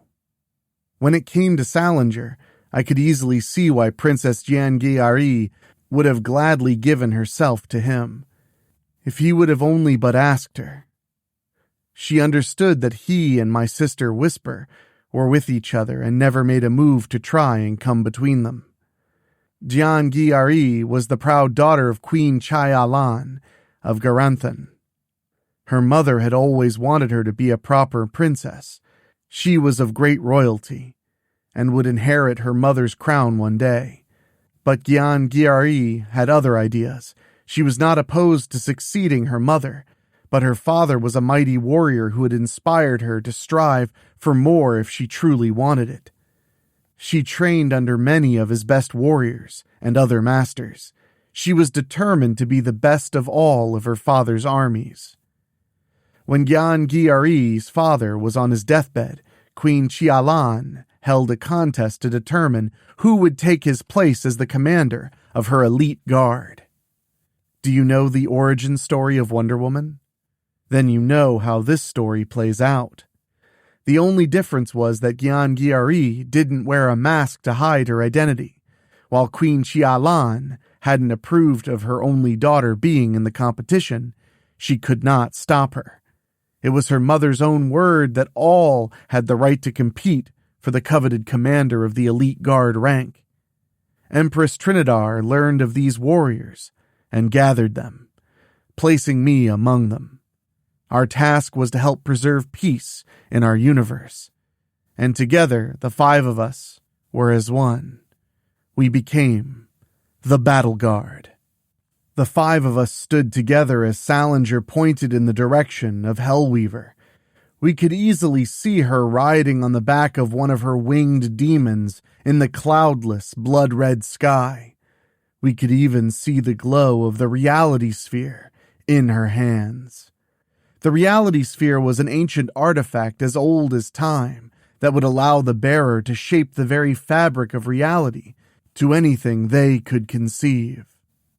Hellweaver had uncovered this once-lost sphere and made a plan to transform the entire multiverse into a nightmarish realm such as her own, only on a scale many times larger.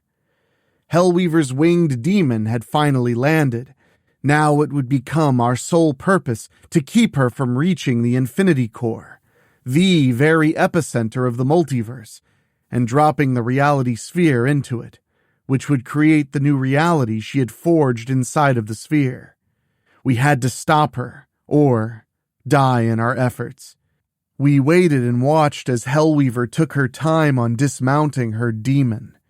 She held the reality sphere in her arm as she saw the 5 of us who would be the last line of defense between her and the Infinity Core. I was the only one among us who had faced Hellweaver. Each time, she had bested me. While Salinger was the strongest of us physically, I was easily the most powerful. Even my own superpowers were limited against the demonic goddess herself. "Is this truly all that remains to face me?" Hellweaver asked, to no one in particular. Looking upon her, her appearance was much like that of a succubus. In fact, all succubi are her daughters. Hellweaver was certainly not a sexual creature, though she was every bit as beautiful as one. Her eyes were like 2 fiery jewels. Her horns were like blades that were attached to the sides of her head. In fact, the armor she wore around her torso and her lower region, as well as her shoulders, made her look as though she was a hybrid of demon and machine. Her hands were more claw-like than humanoid. Her claws themselves appeared to glow hot. She also had a long tail, with a very sharp point on the end. Even her metallic wings were perfect enough to allow her to fly gracefully and slice anyone unfortunate enough to get too close to her. I was unfortunate enough to be scratched by Hellweaver when I battled against her. Even though I'm bitterly cold inside, I could still feel the burning of her claws. My skin quickly healed up, but I've never forgotten that heat. Just seeing those eyes made me glad I was fast enough to be able to avoid her eye beams. Also, the fireballs and flames she could shoot from her hands and mouth. Even the end of her tail burned to the touch. I stepped in front of others and said to her, "Leave the sphere, get back on your demon and leave, you live. You stay and fight, you're as good as dead." Hellweaver's smile told us we were no match for her as she walked casually towards us. We readied our powers and weapons. "I have bested many times better than the 5 of you," Hellweaver said. "Even your beloved fell to me. Blue Girl." I choked up, but I forced my emotions back. Now was not the time for this. Hellweaver smiled again, telling me she knew that she had gotten to me. Halki put up a good fight against Hellweaver, but she... "Are you prepared to be swift for battle once more, sister?" Princess Jian Giari asked. "Will your skills again prove grand for victory?" She was referring to my training in the Kuei Mai arts. In the beginning, Master Shaon Dihao treated me as his student. While he had never beaten me or admonished me for making mistakes, he was gentle, yet his lessons were hard. As time went on, I came to hold great respect and admiration for him. Likewise, he came to see me as his daughter, and called me so. He had trained many a Kwei Mai, but I was his first that was both alien and female. I had to fight and defeat him in one final confrontation in order to be given a ranking in the clan. When Empress Trinidar had given me to him, she asked him to create a Grand Master like himself. The only way I could attain this level would be to actually defeat my master in final combat. I defeated him in a hard-fought battle to become the first and only female Grand Master in the Kwei Mai clan. Master Shan Dao gave me the Grand Master's mark, which I first wore on my arm before I attached it to the front of my choker. I faced my battle guard sister. If I'm to die today, Jiangyi Ari, it'll be as both Kwei Mai and as a battle guard. We are not fucking dying, Carly hissed with tightened fists. You speak true, sister, Jiangyi Ari agreed with grim determination. I'm not planning on it, I further agreed, and then my blue hair shimmered and glistened as a third-world fiber-optic Noel tree would. Our final battle was about to begin. Stand fast! Salinger yelled. Hellweaver flew right at us. Face me! Suddenly Salinger stepped up and threw two powerful fists at Hellweaver. The enemy was soon on her knees, but she would not fall. She lifted herself up only to feel Salinger's rage-fueled fists once more. I had never been on the receiving end of his fists thanks to my great speed, and I knew I never wished to be.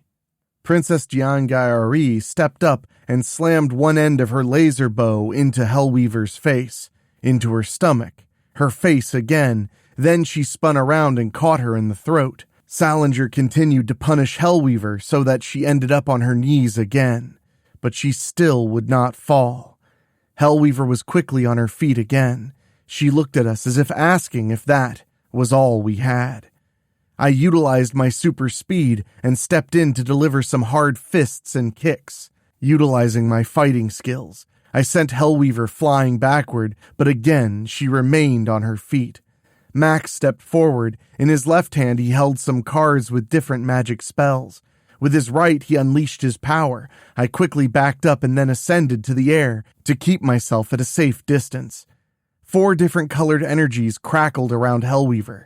The enemy was again to her knees as Max's magics intensified. While Max's magic was very powerful, I wasn't sure how effective it would be against Hellweaver. The magics crackled and bathed Hellweaver in their powerful energies. Max's eyes glowed brightly as he fueled the magics with his powerful will. It didn't take long for Hellweaver to slowly move and return to her feet. Clearly, Max's projections were having little effect on her. I quickly assisted Max by firing ice powers from both my hands and eyes. Hellweaver slowly moved against our powers. Then I saw Max's beautiful, deadly better half step up. She had never been more enraged in her entire life. Her rage took form as dark energies crackled around her. Her eyes turned to a deadly deep shade of red, similar to Hellweaver's. Suddenly, her arms shot out and her hands released intense bolts of pure rage. Hellweaver found herself on her knees again. Princess Jiangyi Ari and Salinger could only stand by since they had no projection powers. Max suddenly stopped throwing magic. He was exhausted and would need minutes for his energies to peak before unleashing his magics again. I was focusing myself for another go at Hellweaver once the others were out of the way. "Leave her to me!" Carly yelled. "She's mine!" I hovered and watched. I also ceased my powers. Carly laughed crazily as her rage increased. We could see smoke rising from Hellweaver, to the point that she actually caught on fire. "Die!" came Carly's blood-curdling, insane scream. I never knew that a third-worlder, let alone one with the rage of a goddess, could find so much hatred inside of her. Was this rage all pent up over time, or was she just a being of pure rage? Just fucking die! Carly screamed at the top of her lungs. In spite of how much Hellweaver burned, she absolutely would not stay down. She only sank to her knees and kept getting back to her feet. This only made Carly madder and madder. We could actually hear the humming coming from the energies that crackled from her. Her energies were now completely white, as in white hot. Carly was so pissed off now that I wasn't sure if any of us could calm her down. But Hellweaver refused to stay down. She refused to die. Hellweaver walked against Carly's power. She would not be knocked to her knees again. Salinger must have known too, because he walked up behind Carly and wrapped his arms around her midsection. Carly now screamed to the point where dark clouds suddenly formed over us. Then white lightning shot down at Hellweaver, and then I understood. Salinger was channeling the energies from the Netch Enyo entity directly into Carly.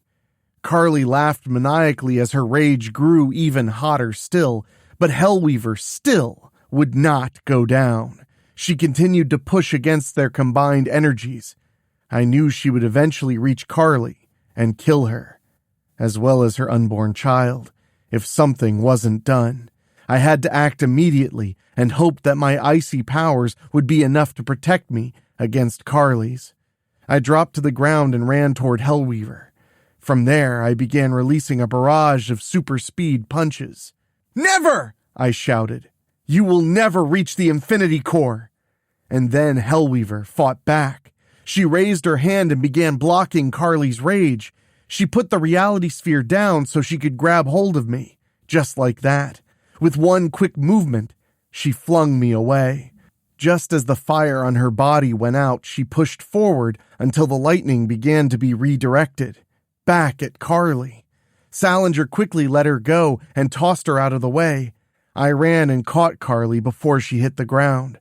Salinger stood there and took the return lightning. All it did was crackle around him for a few moments. Then he fell to his knees. Hellweaver reached him and swiped her claws quickly to send his head flying from his shoulders. "No!" I screamed. But there was nothing I could have done. As fast as I couldn't save both Carly and Salinger. Salinger couldn't take the feedback from Carly's rage energy, and it weakened him enough for Hellweaver to end him. The remaining 4 of us attacked her with everything we had. Again, the demonic goddess refused to fall. Max took a great risk by placing his hands on Hellweaver to work a binding spell. She immediately snatched him to her and kissed him full on the mouth. Suddenly, Max exploded. The force sent Carly, Jian-Gi-Ari, and I flying back. "Max! Oh goodness, no!" Carly shrieked. Jian-Gi-Ari and I also gasped as we saw Hellweaver holding the charred skeleton of Max before throwing it aside. Hellweaver moved and quickly leaped at Jian-Gi-Ari to land directly in front of her. Before she could raise her laser bow to counter, Hellweaver snatched her by her hair, turned her around, and sank her claws into her lower back. Jian-Gi-Ari screamed only briefly as Hellweaver grabbed her very spinal cord and raised her over her head, blood starting to pour down onto her. With her free hand, Hellweaver sank her claws into the back of Jian-Gi-Ari's neck, and then, with a minute display of her strength, Jian-Gi-Ari in half at the waist. Her blood soaked Hellweaver instantly before she tossed the 2 halves of the body aside. Hellweaver smiled at Carly and I now, both Jian-Gi-Ari and Max's blood soaking her. "And you 2 still dare to stand against me? Fools! Then I shall finish this." Carly and I unleashed our powers on Hellweaver again. When she took to the air, I also ascended. Then Hellweaver dove and flew right at Carly. I quickly dropped to the ground since I couldn't fly at super speed. I ran to Carly and took the wing attack that was meant for her. I shrieked as I felt Hellweaver's wing slice, burning me at my side. My icy blue blood began to seep out slowly. My blood was fast in itself and began to heal immediately. I would be fully restored in a matter of seconds. Unfortunately, I could not recover in time to prevent Hellweaver from finally grabbing Carly. I shall show you what true power is, youngling. Hellweaver fired her eye-beams directly into Carly's eyes to burn them out. Then she placed a finger into each eye hole and discharged such enormous power into Carly's body that she screamed in intense pain, until her body finally exploded in the same way that Max's had moments before. Both Carly and her unborn child died as the result of Hellweaver's merciless attack. Hellweaver had decimated nearly all of us, single-handedly. She turned to me now. "This is your last stand, blue girl. Surrender yourself to me, and I shall spare your life and allow you to rule at my side." Hellweaver had offered me a place by her side, time and time again, during many of our battles. "Never!" I screamed. I focused all the power at my command and unloaded it against Hellweaver. I watched as her body began to freeze up fast, but it just wasn't enough. Hellweaver still refused to fall. Powerful as I was, I just wasn't powerful enough. And then I saw the reality sphere she held. At that moment, I now knew how to stop Hellweaver. I turned my power away from her and shifted my eye beams to the artifact. "What do you possibly hope to accomplish?" Hellweaver demanded. I focused with all my inner strength to channel my icy beams into a single laser, giving it enough intensity in that concentrated, narrow beam to actually crack the reality sphere and make it dangerously unstable. And then I fell. Hellweaver was angered now. "You have breached the reality sphere. This is not possible." But she still refused to give up. Having come this far and so close, she still held the damaged reality sphere. Seeing that I was the only thing standing between her and the Infinity Core, she growled in grim determination and began a running charge directly towards me. Some of my strength returned instantly, and I stood again. All that was between our reality and whatever hellish reality she planned was me. I could never allow that to happen. My life for the multiverse. I channeled my inner peace one last time, the way Master Xian Diao had taught me. It was down to this final attack. As Hellweaver reached me, I fired one last concentrated icy laser beam from my eyes and directly into the reality sphere. My beam reached the very core, causing a massive explosion. Both of us were in the heart of it. Hellweaver screamed as her armor and flesh flew away from her body. That was all I saw as I was being lifted off my feet and hurling helplessly into the Infinity Core. I splashed into its cosmic waters and felt myself being bathed in the energies created from whatever was in the reality sphere and the waters of the Infinity Well combined. If this was finally my end, then I would die knowing Hellweaver had failed in creating her new multiverse and enslaving its people. The Battle Guard had defeated Hellweaver. I closed my eyes and embraced my death, knowing we had given our very lives to save the multiverse. I opened my eyes and discovered that the scenery had completely changed. I was no longer at the Infinity Core or submerged within its dark waters. I was now lying on my side. I stood to my feet and looked around my new environment. Was I still within the Infinity Core? I decided to consult my wrist comp and see where I was exactly, and I found that it had performed a self-diagnostic. There was a major issue that needed my immediate attention. I looked at the readout and saw that the peritoneum circuit had become damaged beyond repair. I felt my icy heart growing heavy now. The peritoneum circuit was what allowed me to easily travel throughout the multiverse and its infinite dimensions. It was the link to the master computer back at Battlestar Hall in Universe Zero. After reading the rest of the diagnostic information, the rest of the wristcomp's vast functions were still available to me.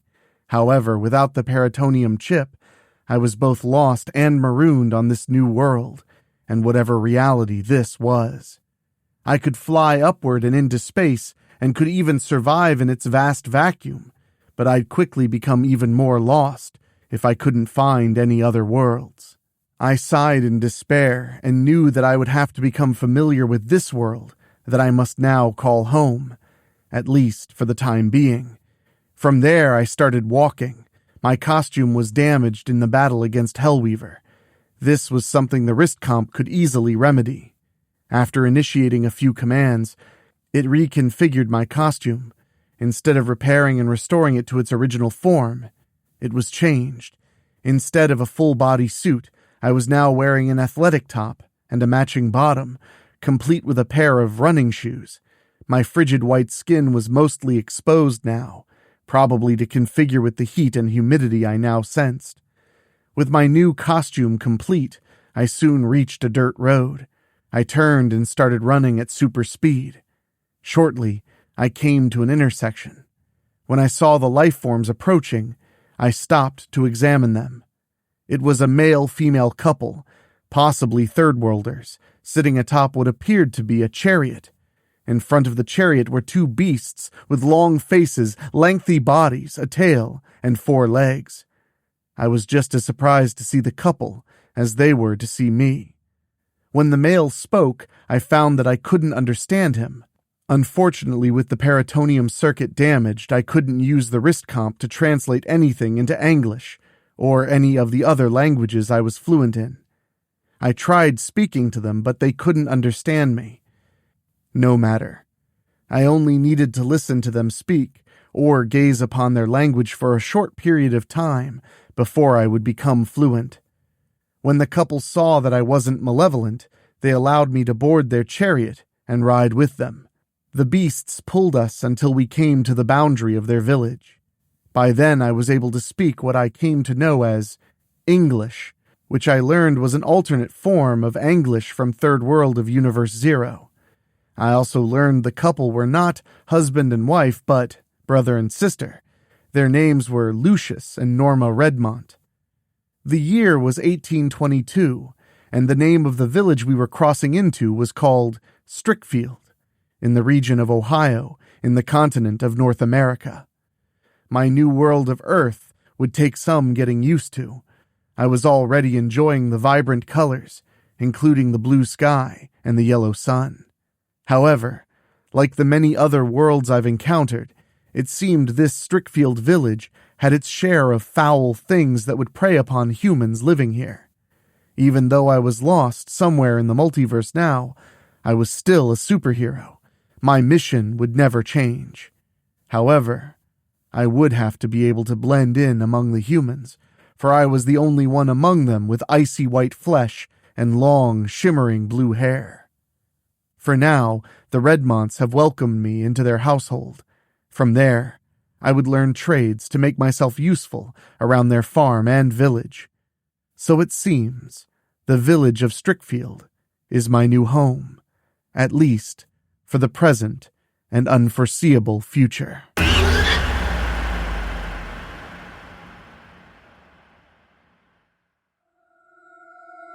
Jimmy Flavor's Last Days by David O'Hanlon.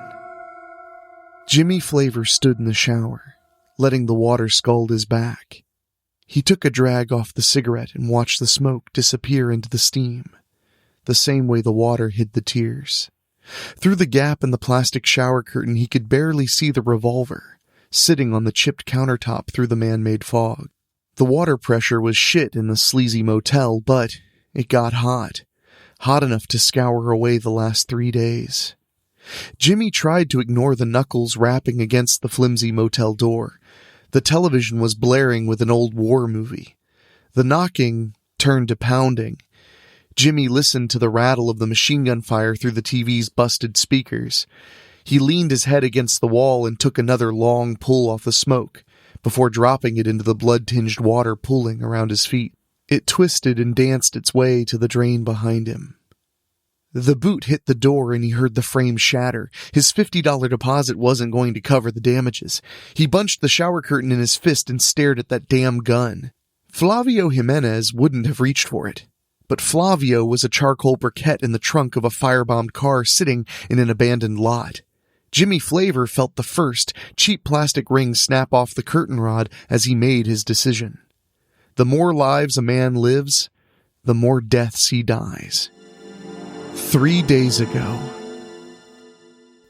Flavio Jimenez tightened the tiny screws into place, one after the other in the cramped cell phone repair kiosk located around the corner from the mall's food court. He shifted uncomfortably on the cracked vinyl stool as the aroma of Hamburger Hamlet's kitchen wafted around him like a malicious spirit, leaving in its wake a slime trail of grease that Flavio could feel oozing through the pores of his skin.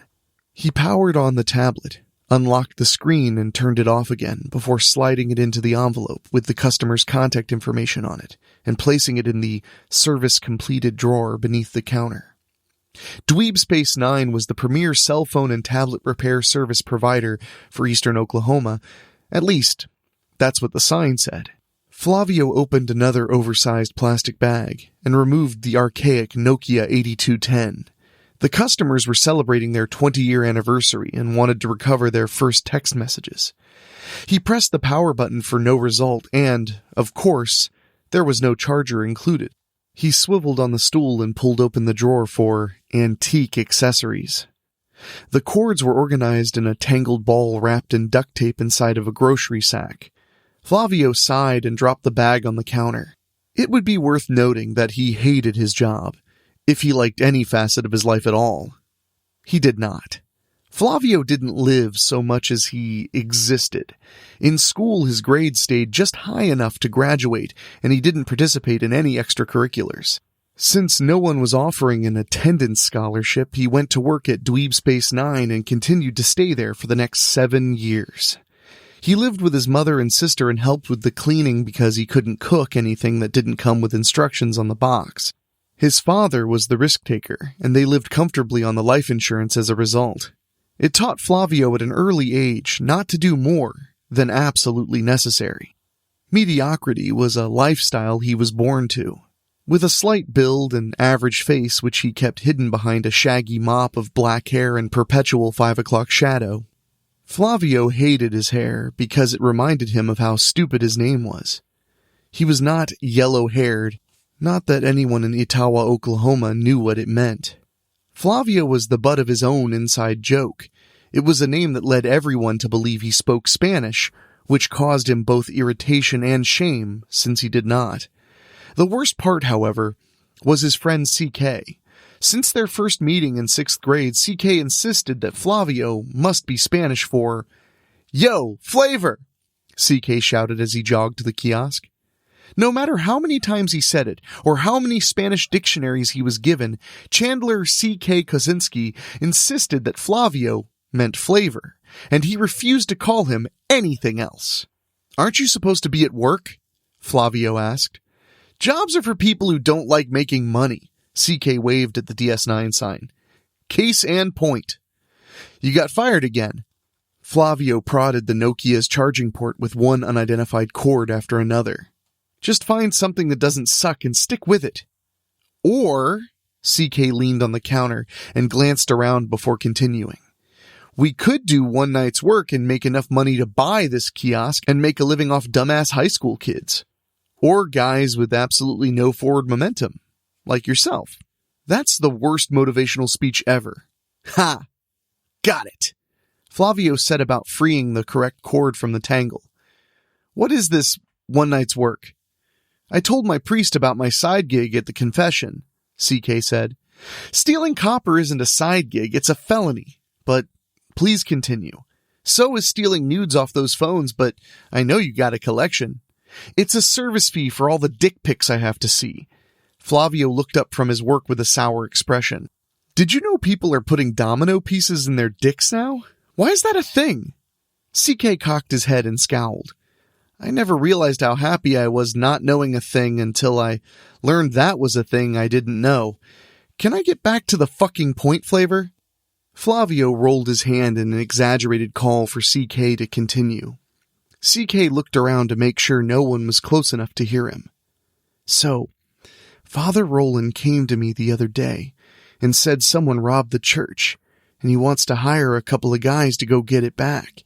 He asked if I knew any hardcore stick-up men, and I told him I had the perfect guy, a real fucking professional thief. CK snapped his fingers and pointed a finger gun right between Flavio's eyes. You told your priest that I was a thief? Flavio pinched the bridge of his nose and sighed. Kind of. CK scratched at his platinum goatee. I told him about a guy named Jimmy Flavor. I said he was this hotshot bank robber from Texas. Look, it's an easy job, but Roland won't hire me unless I bring in someone with experience. You want me to lie to a priest so he'll hire us to steal some shit? That's the most Catholic thing you've ever said, CK. 6 figures, Flavor. That's what he's offering. Flavio's face ruined any feigned disinterest. Get cleaned up. CK slapped some folded 20s on the counter. Cut your hair, shave that depression off your face, put on your club clothes, and meet me at the church in the morning. This is the kind of opportunity that could change your life, bro. One night of taking a fucking chance for a change, and then you can go back to stagnating in normalcy. Jimmy Flavor, huh? Flavio tried not to smile as he said it. That was a much better name than Flavio Jimenez. His gut twisted with a feeling he didn't recognize at first. Then it hit him. He was excited. What time?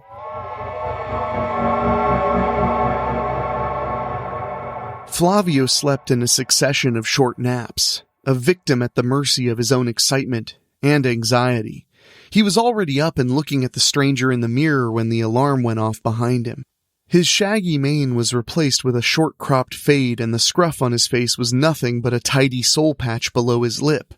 He smoothed the collar of his red flame-adorned overshirt and shut off the alarm before heading outside. Flavio's car was the only extraordinary thing about him. The 1953 Bel Air his grandfather bought new, and his father restored before his death, was Flavio's only love. He cruised across town, ringing the steering wheel the entire drive. When he pulled up to the curb outside of St. Anthony of Thebes Catholic Church, CK was already waiting. He sat on the hood of his Kia Optima and talked to an elderly priest.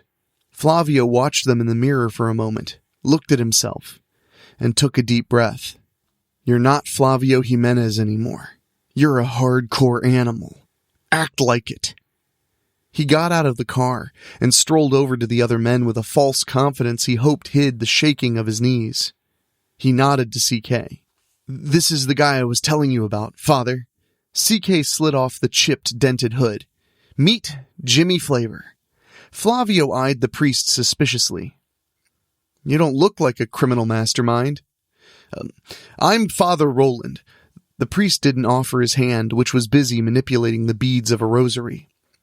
What I'm hiring you for is hardly criminal. You'll be acting with the full blessing of the Vatican. Flavio looked to CK, then back to the priest, and scoffed. Don't dip shit in sugar and call it a cookie, Padre. You asked for a thief because you want thievery.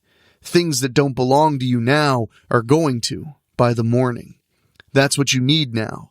How about you cut the mission from God line and get to the part where you tell me what I need to know to make that happen? CK's eyes were wide with disbelief, and Flavio hoped his didn't match. He wasn't brash or disrespectful, but apparently Jimmy Flavor was. Even his voice sounded different. It was deeper, with an edge that made Flavio uncomfortable. The priest nodded and smacked his lips. Well, I was told you were the real deal, so I shouldn't be taken aback by such pointed speech, Roland said. The Vatican was in possession of certain artifacts linked to a Hittite cult, worshippers of an unsavory deity of disease called Jari. They entrusted the collection with an explorer in the 16th century who was instructed to bury them far within the New World. Jimmy Flavor shrugged. You don't need a stick-up man for grave robbery. Some of the artifacts have been found, Roland said.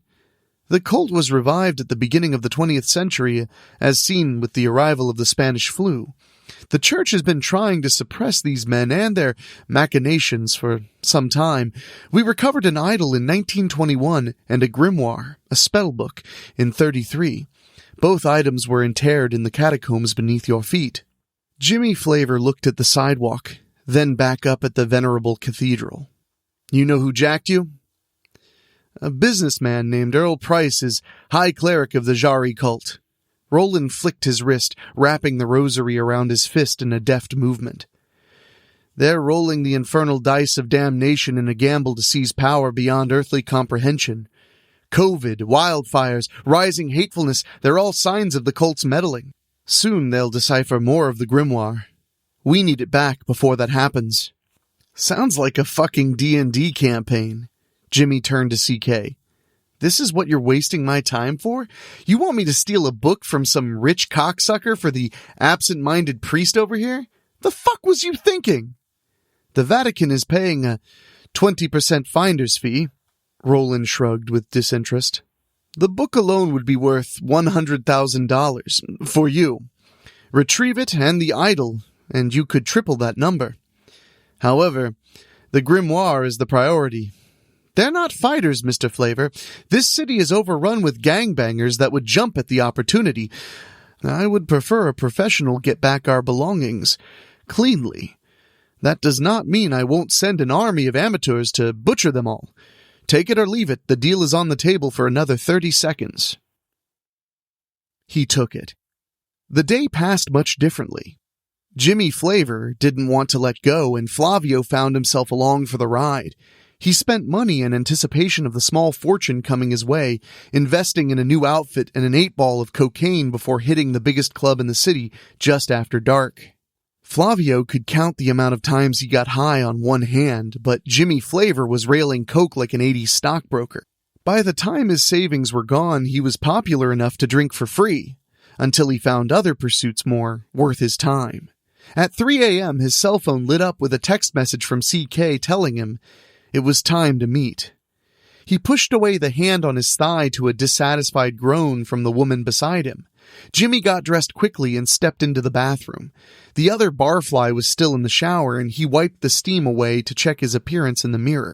Flavio hadn't been with 2 women in the last year, but Jimmy took 2 back to the hotel at a time with ease.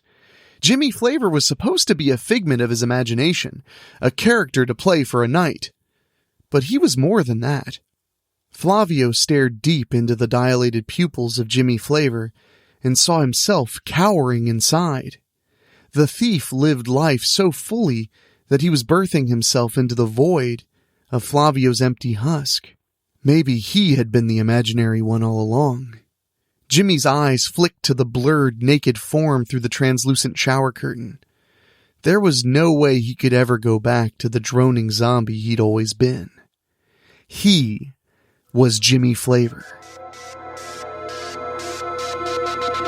CK screamed as he plummeted from the top of the 12-foot concrete wall that surrounded Earl Price's estate. Jimmy turned and went back for his friend. The barking of the Dobermans was full of hate and frustration as they tried clawing their way up the wall in pursuit of the thieves. Shouting cultists drew nearer, followed by the mechanical groaning of the gate's motor. The barking changed directions as they bolted to the opening portal. Jimmy dragged CK to his feet, which produced another scream. He looked down and grimaced at the angle of CK's shin. The protruding bone tented the pant leg. "Quit being a pussy, it's just a sprain." Jimmy glanced over his shoulder to the moving outline of the gate. "We have to go before the dogs get out." Too late. The duo shambled along another 20 feet before Jimmy let go. CK landed in the wet grass face first and stared up at his friend in shock. The dogs were closing the distance faster than they could hobble. CK would get some stitches, but Father Roland promised the Vatican would keep them out of prison. Jimmy mumbled an apology and dashed away before the first dog dug into CK's broken leg. The others circled their prey and pinned him in place, foregoing further pursuit of Jimmy. He stopped running at the end of the drive and heaved breathlessly in awkward silence. No one was chasing him. The robbery went smooth. For a moment, a single shot into the ceiling sent 20-odd cultists cowering. Then things got weird. The lights flickered, the room got cold. Then there were the words, and the darkness. The wallpaper peeled away in strips with whispers from within. Jimmy grabbed the book and pistol-whipped the guy in the fanciest robes before they bolted through the front door. The dogs were on them in an instant, and those damnable words followed them across the yard like buzzing insects. In the glaring floodlights, Jimmy could see robed silhouettes hoisting CK from the ground. Then came the screams. It was a demented shadow puppet theater from his vantage point as he saw the faceless shape stringing CK's intestines from his writhing figure. Lightning crackled overhead, and CK went quiet. Jimmy watched the body fall limp, and the figures turn his way. More whispers came from all around him. He didn't understand the language, but he knew the meaning. He knew it was time to start running again. Jimmy climbed through the bedroom window and shook off the rain. CK had the idol when he fell, but Jimmy still had the grimoire. He tossed the book on Flavio's bed and stripped off his wet clothes. He heard his mother, always an early riser, banging around in the kitchen. The red numerals on the alarm clock showed him a future that wouldn't happen. The shrieking buzz of the alarm and the droll routine of getting ready to stagnate in the Dweeb Space 9 kiosk. Never again. He was a professional thief now. Jimmy dressed quickly. He would sleep when he got to the church and collected his payment from Roland. A glass shattered down the hall and Jimmy froze in place. His revolver was sitting on the bed next to the book. He stared at it, trying to will it across the room into his hand. His mother moved like a ballet dancer in the kitchen. He'd never seen her drop anything. His gut tightened and he tiptoed to the weapon, slipping it into his waistband and dropping the book into an old backpack that he slung across his torso. The screaming started, and he found himself in wet pants once again. Flavio wasn't gone completely, it turned out.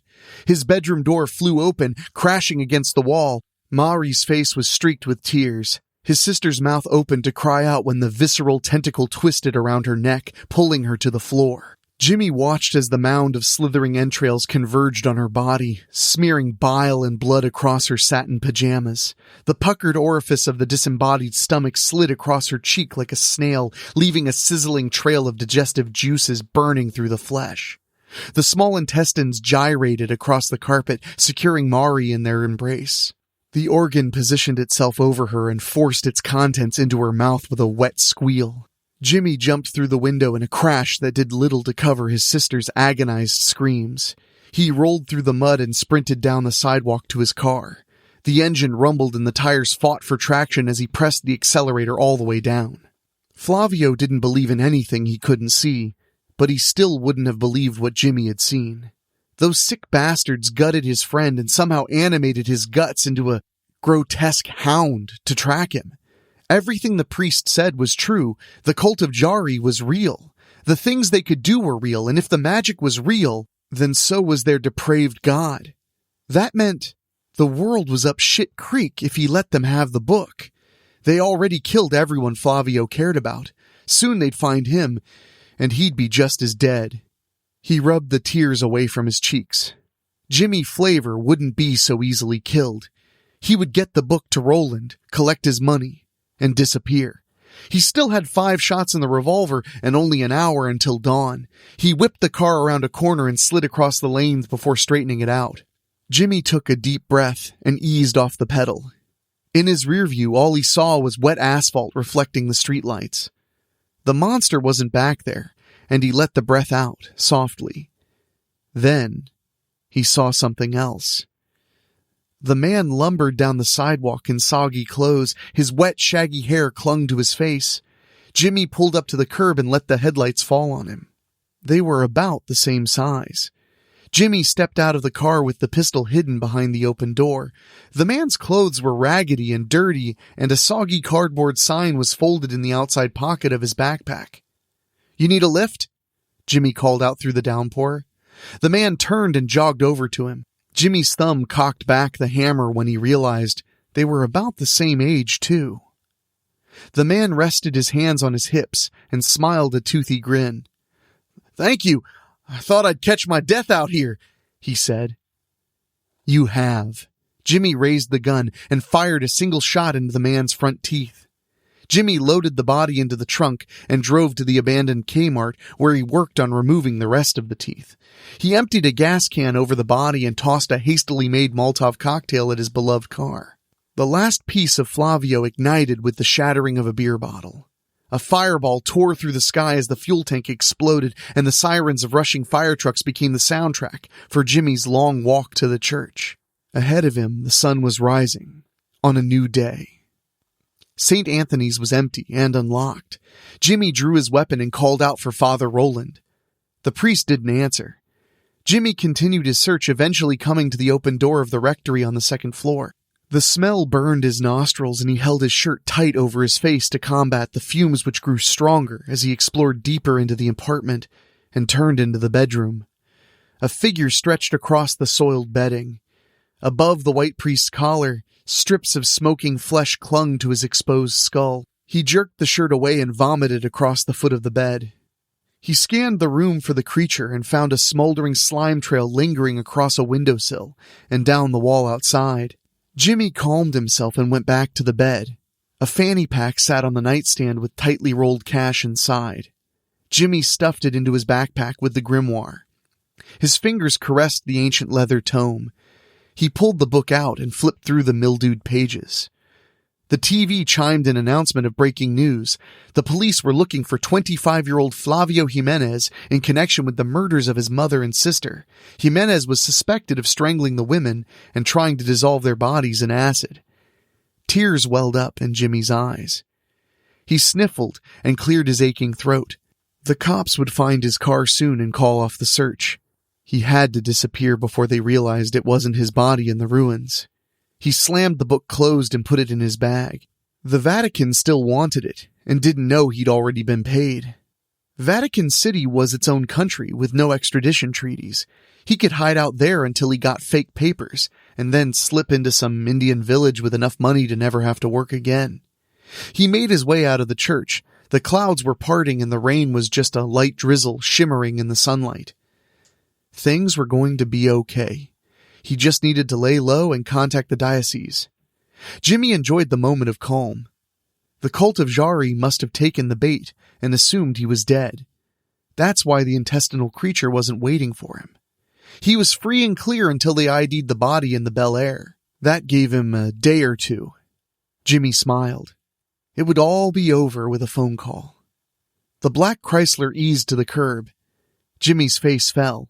He recognized Earl Price behind the steering wheel. The passenger door opened, and another man stepped out.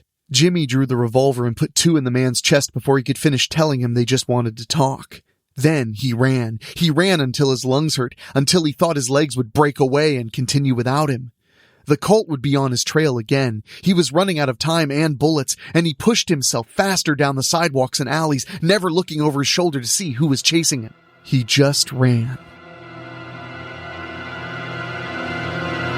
The phone call went well. The bishop said he would send someone to collect him and the book. Everything was falling into place until the 5 o'clock news showed the world the face of spree killer, Flavio Jimenez. Footage from a traffic camera showed him gunning down Price's goon in high definition. They were also blaming him for Roland's murder. The Ottawa acid killer was suspected to be at large, armed and dangerous, and completely fucked.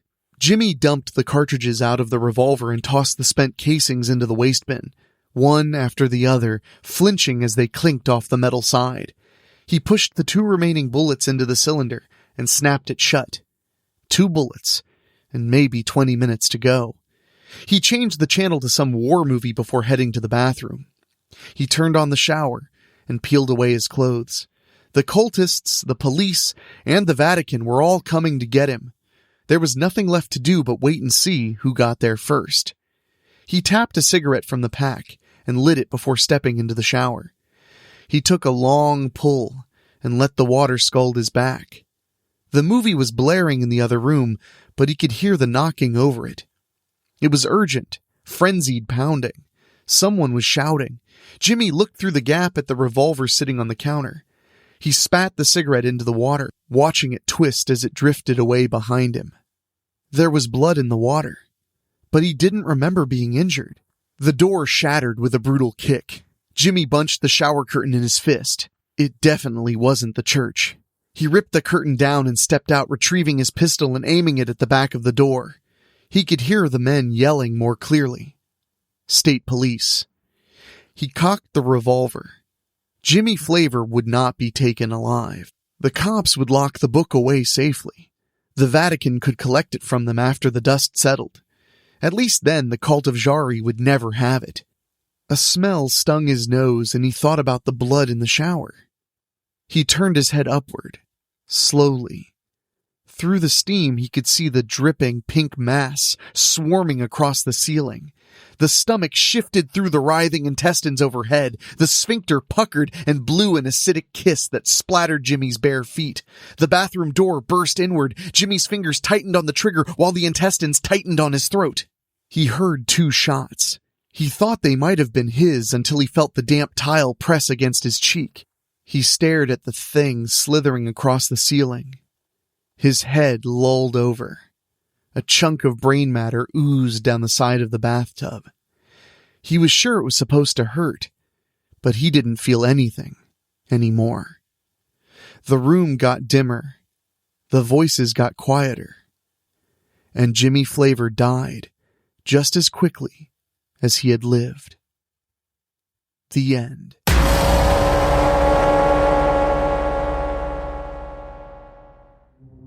All right, my spookies. That was a fine mess of broken timelines, dead clowns, cosmic warfare, and the sort of occult trouble that never stays politely locked inside the book it came from. That's what I love about a collection of stories like this. One reminds you that reality is fragile. Another says death still has a sense of humor, while another throws the whole multiverse on the chopping block. And the last one proves that even when a man thinks he's finally getting his big break, the dark may already have his name written down. Not in pencil, either. Thanks for wandering out into the weird with me tonight, and while your timeline is still mostly intact, make sure you're subscribed on your favorite podcast app, because there's always a brand new scary tale every single Wednesday right here on Weekly Spooky. Until next time, be careful what songs you turn up too loud, what books you open, and what laughs you hear after midnight. Good luck.